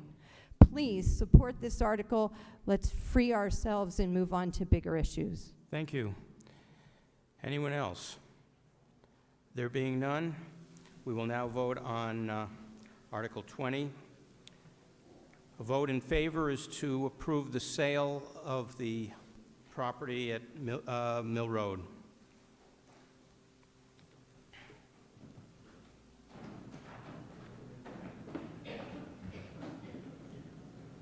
Obviously, a topic that remains touchy years after the fact. I myself have not been past that property to look at it in detail, and made a little mental note here to do that. The vote seems to be going strongly in favor of the sale, or at least authorizing the sale, let's be clear. As was pointed out earlier, no one has come forward offering to purchase the property. This simply authorizes the Board of Selectmen to sell it. Okay, the article passes 87 in favor, 48 opposed, 1 abstention. Article 21, Mr. Manager. It does require a 2/3 vote, not according to town council. 2/3 vote, disposition of real estate. There's no, oh, okay, so it's a simple majority. There was no transfer of custody. Okay. So it's a majority? It is a majority vote. There is no transfer of custody. Okay. Thank you, Article Mr. 21. Moderator. Article 21 is a request sponsored by the Board of Selectmen to authorize town meeting to give the selectmen the authority to petition the state legislature for a special law to provide additional liquor licenses for the community. Obviously, the intent of this is for the 129 corridor. So even though, as you mentioned in an earlier article, that the state legislature did this Municipal Modernization Act, repeatedly communities and the municipal association requested, please, why do communities such as Tingsboro and Chelmsford and Tewksbury and Draycote and so on across have to go to the legislature every time to get it? And you saw Westford just did it at their town meeting to make these requests. But the legislature, in their wisdom, decided to keep that authority. So what we have to do is we have to petition a law to grant us additional liquor licenses beyond the quota amounts under state statute. So what we did is we took the language of previous ones that have gone through in the last year and just modified it for Chelmsford. So here's how the language of the bill would be: an act authorizing the town of Chelmsford additional licenses. And basically the key part of this is that we would receive 10 additional licenses under this law. We currently have 35 all-alcoholic licenses for restaurants and 7 beer and wine common victual licenses, and all but one of the all-alcoholic restaurant licenses have been issued. So again, this is not going to pertain to package stores or sale of alcohol taken off premises. This is basically going to increase us from the 42 that we have in a community to an additional 10. Now the question becomes, well, what happens if those 10 get exhausted? There's nothing that would prevent the town at a future time from seeking additional alcoholic licenses. And I guess the final question may be, well, why do we have to do this? What's so different now? We've operated with beer and wine and restaurant licenses for years, and I think what it is just the changing demographics and desires of the community and of society. So that right now, places such as that, small restaurants like Cancun that was at the corner of Chelmsford Street now and at Erickson's Corner, they now come in and seek a license, whereas the previous inhabitants hadn't sought one. And the new Greek food place next to Andiamo's, they seek a license, even though it's such a small establishment, because some of their patrons want the ability to purchase, beer or wine to consume in the limited seating area they have. So that's the new trend. So again, we would not be effective to offer amenities, particularly in the 129 corridor, if we do not have the ability to issue such licenses. And so how this works is you pass the authorization this evening. The Board of Selectmen would then contact the legislative delegation. They would then file the bill, and then we would wait for the legislature to hold a hearing on the bill. And so we would hope that by the end of the summer, or perhaps in early fall, that such license would be granted by the legislature for us to keep moving forward. So thank you, Mr. Moderator. Thank you. Does the Finance Committee have a recommendation? The Finance Committee unanimously recommends approval of Article 21. And the Board of Selectmen have a recommendation. Board of Selectmen unanimously recommends approval. Any discussion or inquiry? There being none, we will vote on Article 21, which is to authorize the request for 10 additional alcoholic beverage licenses for the purposes of being drunk on the premises. Not these premises.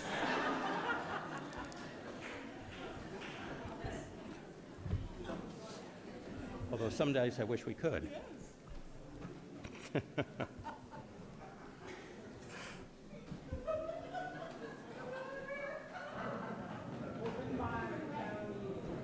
Well, it's passing handily, and I'm inclined to say I'll drink to that. Consumed on the premises, not, okay, consumed is probably a better word than drunk. But it's still passed. 124 in favor, 7 opposed, no abstentions. Article 22. Thank you, Mr. Moderator. Article 22 is the sole zoning bylaw amendment on the warrant this spring session, and it pertains to asphalt plants. And basically, this is a belt and suspenders type of an approach. Under the town's zoning code, if a use is not allowed, it's prohibited. In Chelmsford, asphalt plants are not allowed. They're prohibited. What we have on Oak Street is a pre-existing non-conforming use, which can't be expanded, providing unless there's other zoning relief. I think the concern of what recently transpired in the town of Westford in terms of the permitting of an asphalt plant, the concern was, well, can we be extra sure that this can't happen? So we work with town council, the planning board, and so forth, and drafted a zoning bylaw amendment that now makes it crystal clear that asphalt manufacturing is not allowed within the town of Chelmsford by adding the term asphalt manufacturing plant as a use within the use regulation schedule, and then indicating that it's not prohibited in any zoning district. And then adding the term as into the bylaws, and clearly stating defining an asphalt manufacturing plant facility, which, as you can see, it's any facility used for the production of liquid asphalt and bituminous concrete to be sold or used off-site, including but not limited to facilities for the administration, combustion machines for heating products, associated fans, belts and chimneys, rock crushers, tanks for storage of liquid asphalt, as well as stockpiling of bulk materials in the production process or finished products manufactured on the premises and the storage and maintenance of required equipment. Thank you. Does the Finance Committee have a recommendation? The Finance Committee takes no action on Article 22. The Board of Selectmen have a recommendation. Board of Selectmen unanimously recommends approval. Okay, inquiry. Discussion. Planning Board, I'm sorry, Mr. Zaroulis. Joe Zaharoulis, Chairman, Chelmsford Planning Board. The Chelmsford Planning Board did conduct a public hearing pursuant to GL Chapter 40A, Section 5, on Wednesday, March 8th, at 7 p.m. at the town offices located at 50 Billerica Road. The hearing was open and closed on March 8, 2017, at which time the board voted unanimously in favor of the article. Thank you. Pam Armstrong, Precinct 3. I have a question for Paul. Yes. Does the Westford plant now become a pre-existing non-conforming site, and so that if they do stockpiling, crushing, or anything else on the Chelmsford property that abuts that, we don't have any recall? No, this article would have no legal jurisdiction or impact on that. What we believe is, as you know, it's a matter of litigation. The Board of Selectmen has hired special counsel on this. We're talking a residentially zoned area at our town line, and we don't believe that any such activity that you describe is permitted in a residentially zoned area. So is there anyone that's going to police their site to see if any of that activity is taking place on our? We are very much aware and monitoring what's taking place in the town line of Chelmsford portion of the property, yes. Okay, thank you. Thank you. Tom Fall, Precinct 5. Mr. Moderator, you to the presenter. Paul, how would this affect any kind of expansion at the asphalt plant now on Oak Street? As I mentioned earlier, right now asphalt plants are prohibited in Chelmsford. That's a pre-existing non-conforming use. If they wish to expand the conformity, they'd have to go through a number of steps, including zoning board approval, Board of Health approval, Board of Selectmen approval, and Planning Board approval. That's why you've never seen them approach the community for such a change. So the answer is this has no impact because it's just belt and suspenders. It basically does not allow what already isn't allowed. Okay, thank you. I think for the record, there was a typographical error. It's not indicting, although maybe that's the intent. It's indicating. Okay? Okay, So, we'll accept that, a friendly amendment. If there's any further discussion, there being none, we will vote on Article 22. This requires a 2/3 vote. I think ordinarily this is the kind of article that might have been subject to a fair amount of commentary, but the hour is growing late. I think there's every indication that the folks here want to press forward until we complete the list of warrant articles, and we're up to number 22 with 7 left to go. So unless there are some speed bumps there that I'm not aware of, we ought to be able to get through them, if not by 11 o'clock, which is our usual sort of shutdown time, soon thereafter. The article passes 132 in favor, no opposed, 4 opposed and no abstentions. Article 23.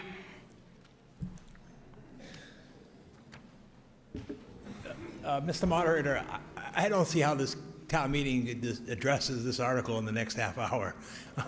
Well, we can. You want to pass over it and do Yes. other business? I certainly am. Yeah, you can pass over 23 and 24, might be wise. Okay, we need a vote to move Articles 23 and 24 to later on, probably later on being Thursday. Pardon? Okay, Articles 23 and 24. Why don't we just raise your cards? All in favor of moving those articles to later on? Okay, it passes. We will go right down to Article 25. And with that vote, we're essentially assured of having wanna come up a fourth here? session on Thursday night. Thank you, Mr. Moderator. Article 25 pertains to our current bylaw regarding street openings, and I'll ask Steve Yonley, our Assistant Public Works Director, to provide a brief overview as to why this is being brought forward.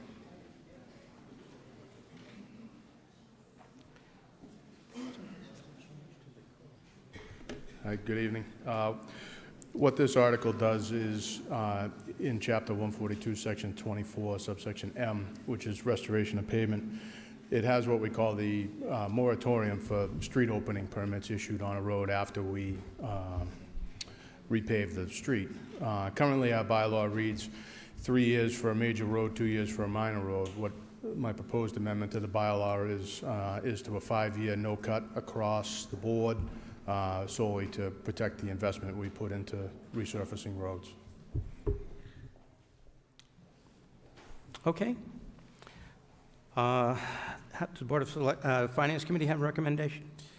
The Finance Committee unanimously recommends approval of Article 25. Board of Selectmen have a recommendation? Board of Selectmen unanimously recommends approval. Okay. Time for inquiry, if there is any, or debate. Appears to be none. We will now vote on Article 25. A vote in favor is to change the language.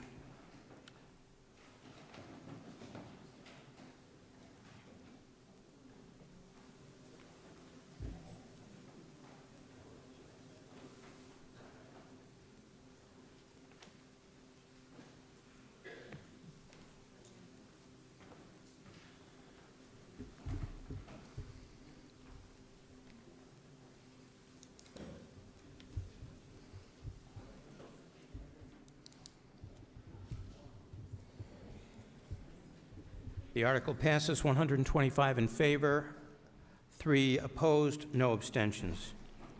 Article 26.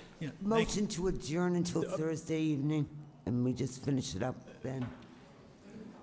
Well, I suspect that we would just as soon get as much done today as we can, because I have no idea what the other 2 articles will be like. But if you're moving to adjourn until Thursday, Well, we're going to be back here Thursday anyway, so we don't have much left. right, I just don't want us to be here next Monday. So, Ms. Derry, do you have a motion to adjourn, or? Motion to adjourn till Thursday evening. Okay, we will entertain the motion. Do we have something that we can vote on the screen, Ted?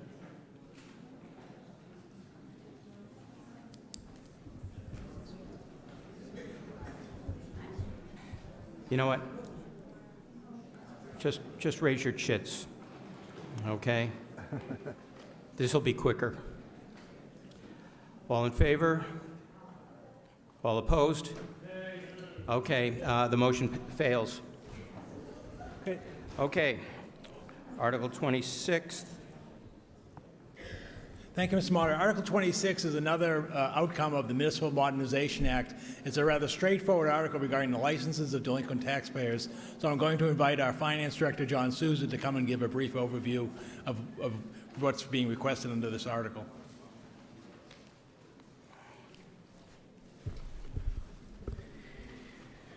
Good evening, everyone.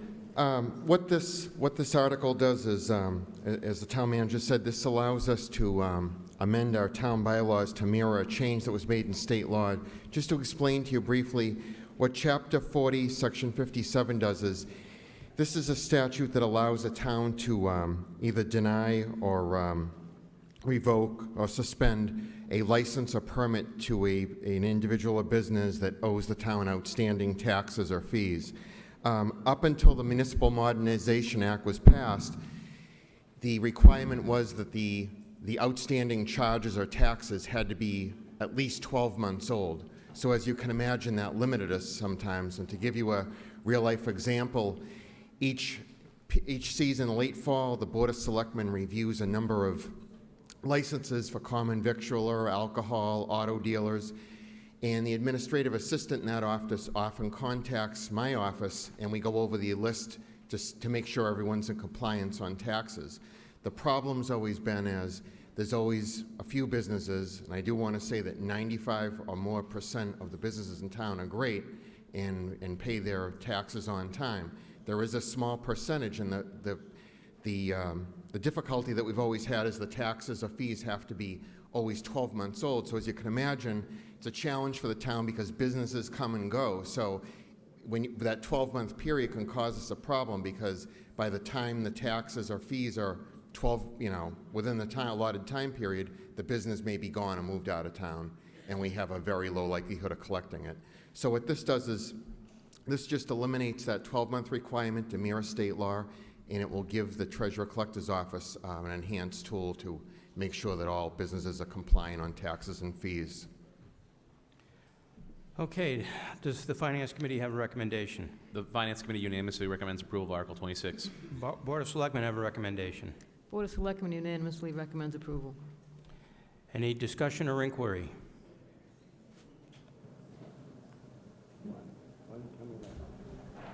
Nancy Arroway, Precinct 1. This is going to be a stupid question, but so you describe this as taxes on businesses, but I'm looking at the wording and it says a list of any person, partnership, corporation, etc. So it sounds like this would be applied to residents as well as businesses in town? It could be. The reason I singled out businesses is, and I neglected to say the word personal property tax, just to explain, on real estate taxes, we collect just virtually about 99.9%, and the reason is because Massachusetts law allows my office, or me as treasurer collector, to place liens on properties that don't pay their real estate taxes on time. The problem we have with personal property, which is, for those that may not be familiar, it doesn't mean someone's personal belongings. It's furnishings, fixtures, business equipment used by firms. And personal property is often the most difficult to collect because as the law does not allow a town to place liens on that. Okay, now I'm confused. Yep. There are businesses that are sole proprietorships that have licenses. Is that what you're talking about? This could be any business or right, but I believe that the inquiry had to do with real estate taxes for single-family homeowners, right? Yeah. I think it could be explained with, if the question then would be, if I don't pay my auto tax on time, can you withhold my dog license? No. Motor vehicle tax is covered under a certain section of state law that's separate from this. There are penalties for not, if someone doesn't pay their motor vehicle, it escalates. There are fees that are tacked on. Ultimately, if someone refuses to pay, their license can be marked by the Mass Registry of Motor Vehicles for non-renewal. So this is not going to be used for motor vehicle excise tax. So by code, this doesn't apply to that type of personal property? I'm sorry? I said, so what you're saying is that by Massachusetts code, this would not apply to personal property of residents? Right. What I was just trying to explain, and town council's welcome to jump in if they would like. Personal property taxes are assessed on business equipment and things used by businesses, not I was just trying to make the point that when people hear the term personal property tax, they often assume it's furnishings. This does not apply to someone's residence. Joe Reddy, Precinct 1. As somebody that interfaces with a lot of small business owners, I know that a lot of them put their life savings into trying to start these businesses, run these businesses, and I see this as something that ultimately may put the death nail through a small business that's trying to struggle to make that one more year to maybe hopefully make it over the hump. And ultimately, I see it as the town trying to just collect their share when this person has possibly put their entire life savings on the line to try to make a business work just so that we can collect personal property tax. That may be a small convenience store or any other bakery or anything that needs a license. They could potentially be put out of business as a result of this. May I respond to that, or? Well, you Okay. certainly can go to the queue up there and.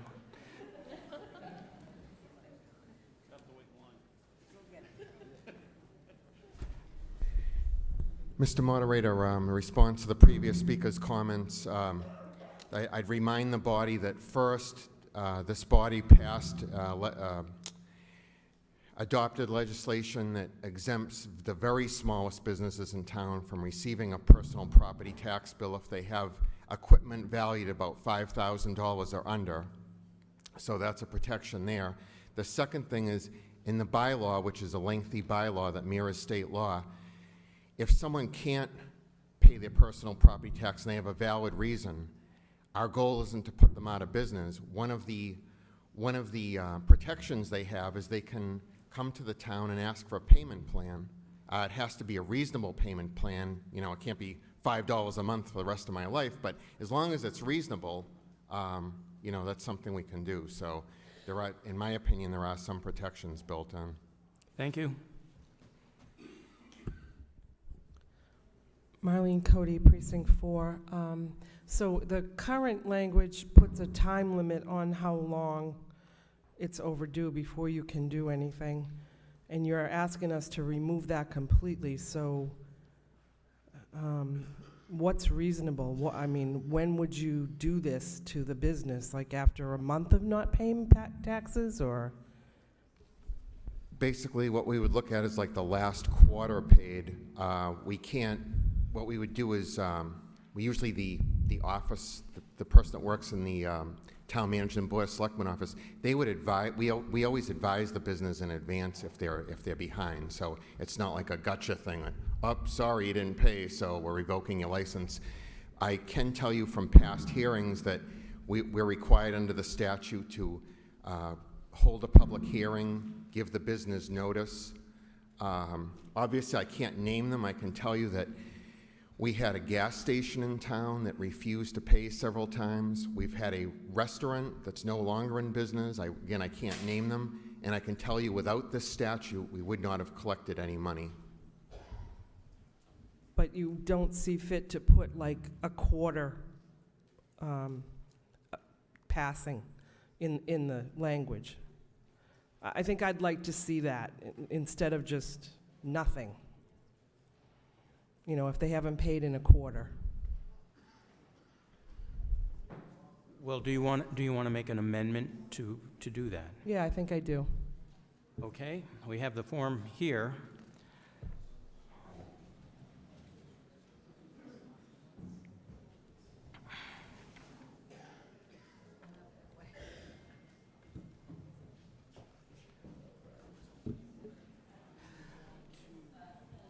Okay, so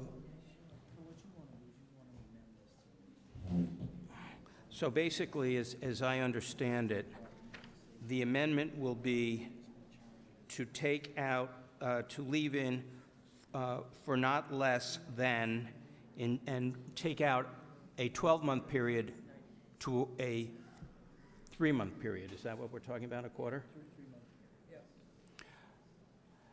Mary, while we're waiting. While we're waiting, thank you. Joe, I just want to be sure to clarify. This comes up at the time the license is due for renewal, correct? Yes, that's correct. So businesses, you just don't go out and say, oh, you didn't pay your taxes this quarter, we're going to take your license away. It's at the point where the license is due for renewal that you look at what their tax status is. Yes, that's correct. And so businesses or whoever is applying for these licenses ought to, I would assume, be aware that they should be checking their tax status, and you let them know ahead of time. Thank you. Just to clarify. Thank you, Mary. Mr. Moderator, George Ziros, Precinct 3. Can we ask the presenter whether he would accept that as a friendly amendment? We still need it in writing. So would you accept it as a friendly amendment? Pardon? I know. So would you, the question is to I'd you. like to confer with town council because it, Okay. I'll work on that.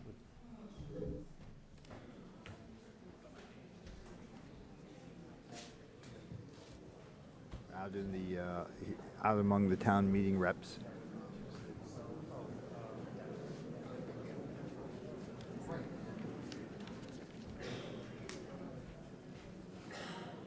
Tends to happen on these later nights in town meeting where the weariness starts to wear in.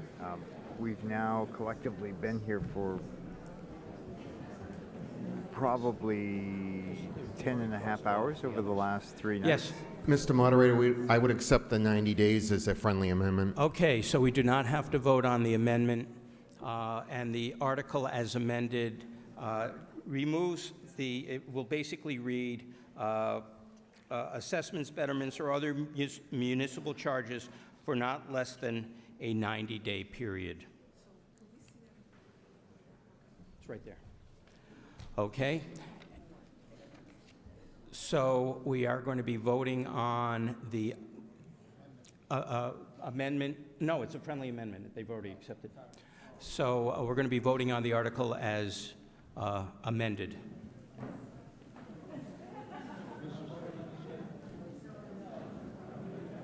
The town agreed to a friendly amendment, so we don't have to vote on that. You don't agree with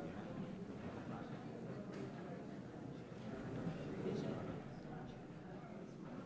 Well, I read it, I mean, I understand.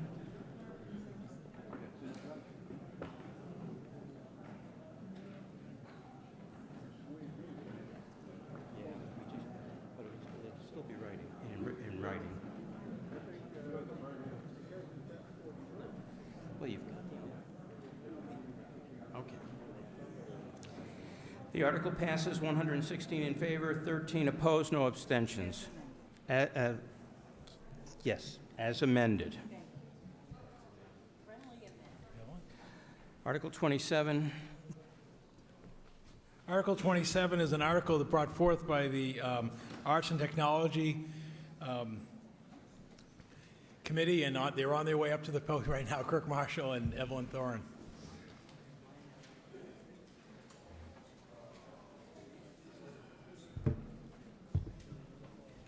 Yeah, I think so. Good evening. What we're going to do is to, just so that you have a clue as to how much time this may take, is just to give you a brief history of the Arts and Technology Education Fund. You do have some slides in the materials that you have in front of you, and then we'll go through what the recommended changes are from the committee. Part of the reason to do some history on this is because there were many people asking us exactly what we were. This was a proposal that was put before town meeting in 1996 as a recommended bylaw in order to have a tax checkoff on your real estate tax bills or on your excise tax bills. The town treasurer in Arlington, John Billifer, had put forward a home rule petition for scholarship funds and then modified it to education funds. We didn't want to go in the direction of scholarship funds because we have successful scholarship funding mechanisms in place currently in Chelmsford. So we went forward with the education fund. We had done, George Ripsom and myself had done a survey of quite a few towns to see exactly what they did in order to make sure that we were going to be successful in what we would implement in Chelmsford, provided town meeting approved the warrant article at that time. So in doing all of that, when we did stand in front of town meeting, it took 45 minutes of debate to be able to have that passed. I'm certainly sure that that's not going to happen this evening.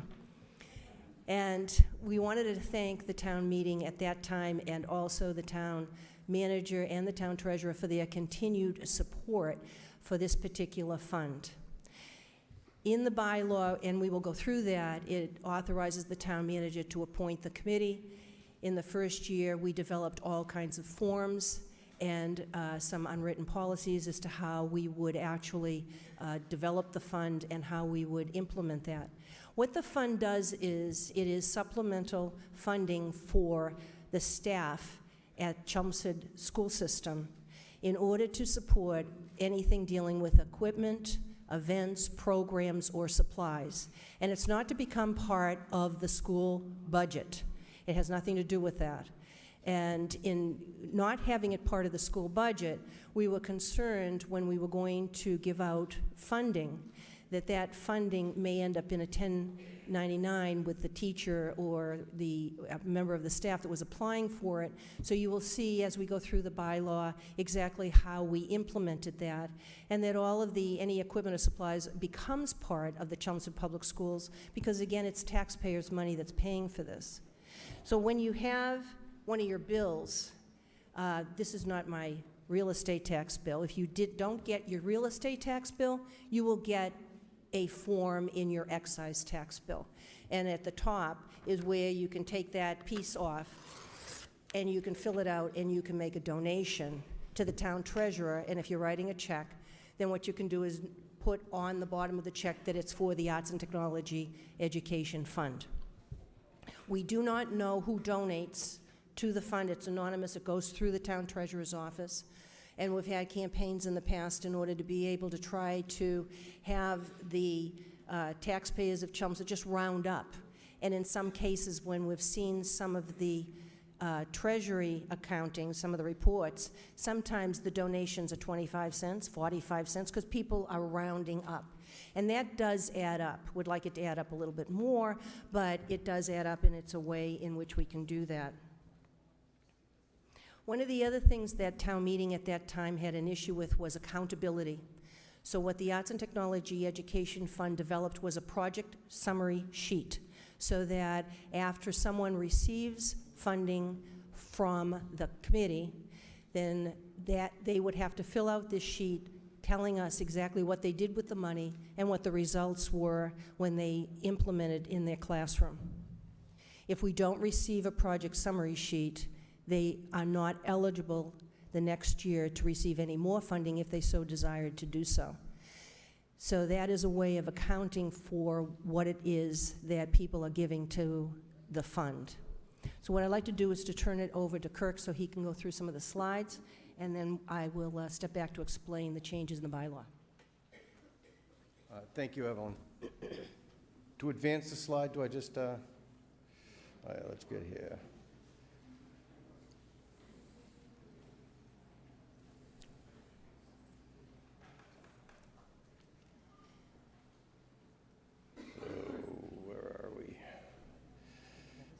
Yeah, they should be there.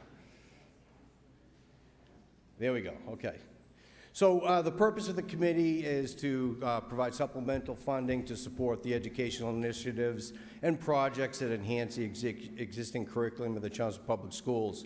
Since the fund inception, we have awarded over $80,000 in grants, and although that grant money has been generously donated by the taxpayers of Chelmsford, as Evelyn just described.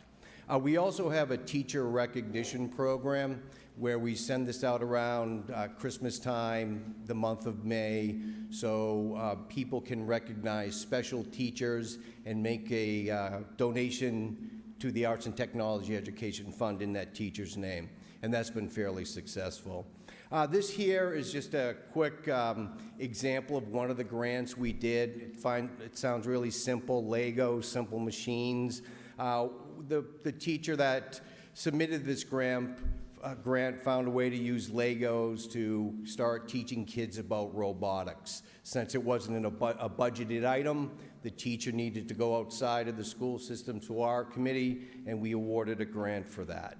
Another one is we have a fantastic music department in this town, and a lot of these music teachers want to expand the curriculum of these programs.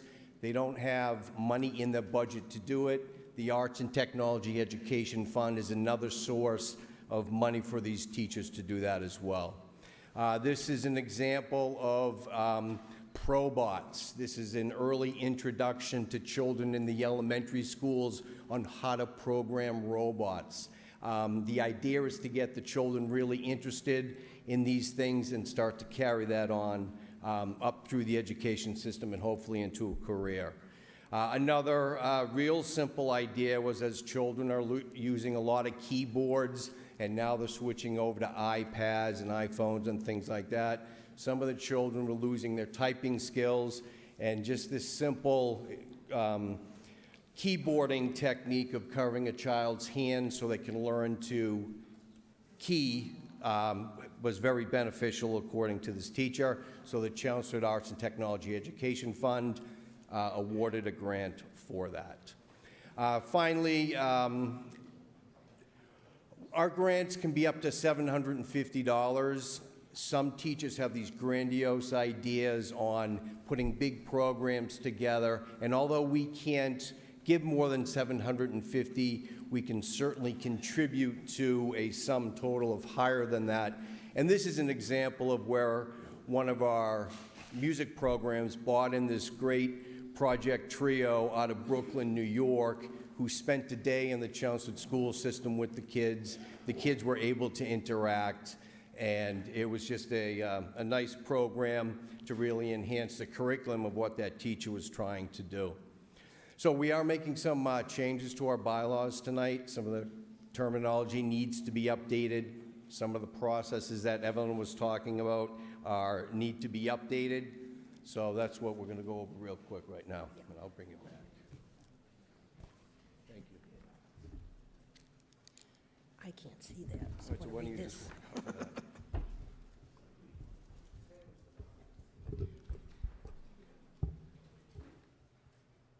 So at the beginning of your article, where it talks about establishment and purpose, you can see where we have adjusted it to be the acts of 2016. The legislature did make wording changes to the home rule petition so that it actually made more sense than the original one that was proposed about 30 years ago. Under definitions, the only change, one of the changes that we had under supplemental educational funding that's underlined is that this was a sentence that was at the end of the whole bylaw. We felt as though it should be right up front so that people understood that whatever it was that they were proposing that supports the curriculum must also support the mission and beliefs of the Chelmsford Public Schools and be in accordance with school committee policy. Under scope and title, we've talked about applications in the past, but some of the newer members, as we went through this, wanted to talk about grant requests because that's what we call them, grants. And so we had that wording changed so that it was more applicable to what current practice was. In parentheses, we have funds are not intended for stipends or salaries. On occasion, over the past 21 years, we have had some staff members that have come forward that wanted to have a particular award that we would pay them for their time to develop something. And it is not to be used for that purpose. We have established that it would be used solely for purchase of supplies or equipment, and it would also support an event or a program. We don't have any changes under Chelmsford ATEF committee. Under meetings, under 1, we meet as often as we need to meet. This said we meet at least quarterly and as many times as deemed necessary, and we didn't have to, we felt as though those words were unnecessary. In 4, we added a chairperson besides the secretary because on an annual basis we actually do elect them. And when we get down to 5, anytime we have requested from the town treasurer's office a report, we've received one. So we don't need to necessarily have quarterly in there. Requests for funds, again, we're wordsmithing this part of our bylaw, and it also will tell you here, applications shall be available for January to March of each year. They shall be postmarked or stamped no later than March 31st of the same year for review by the committee. The final awards will be implemented in the following fiscal year. And we wanted that in there because if any of the applicants were reading the bylaw, there has been some applicants that have come forward thinking that they can get it in the current fiscal year, but we wanted to make sure we had that wording there that would support what our current practice was, and if they were reading the bylaw, they would understand the clarity that was there. Under B, we have deleted that the school committee can make application. In 21 years, no member of the school committee has ever made an application to this fund for anything. So we felt as though if a trend was for 21 years that the school committee hadn't made an application, they certainly weren't going to make one in the future. School committee members are looking for more than $750, and so they're certainly not going to come to this committee for that kind of funding. In C, we added what is current practice. Actually, current practice has been like this probably since 1996, that the public schools shall create a budget line item from which the approved funds may be withdrawn via proof of purchase or purchase orders. This operates the same as any kind of a grant. It is earmarked. The money cannot be used for anything else. Any excess money left in the line item goes back to the town treasurer into the ATEF fund line item that he has, or she has, as the case may be. So this is not tying the hands of the Chelmsford Public Schools at all, because they already do this. But it wasn't in the bylaw that it stated that they did. And then that last sentence was the one that we put at the beginning of the bylaw. Thank you. Finance Committee have a recommendation. The Finance Committee unanimously recommends approval of Article 27. And the Board of Selectmen have a recommendation. Board of Selectmen unanimously recommends approval. Any debate, inquiry? There being none, we will vote on Article 27, the bylaw changes to the Arts and Technology Education Fund. This requires a majority vote. As Evelyn Thorne pointed out, the first time this came before the board to establish it, it was a 45-minute debate. Not so tonight. And it looks like Sam Polton is about to move for adjournment.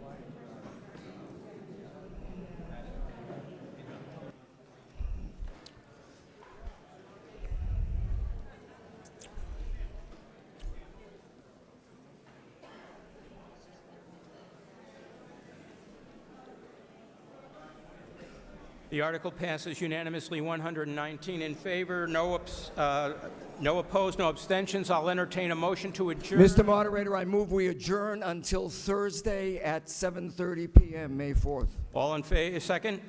All in favor? Passes. See you Thursday. Thank you.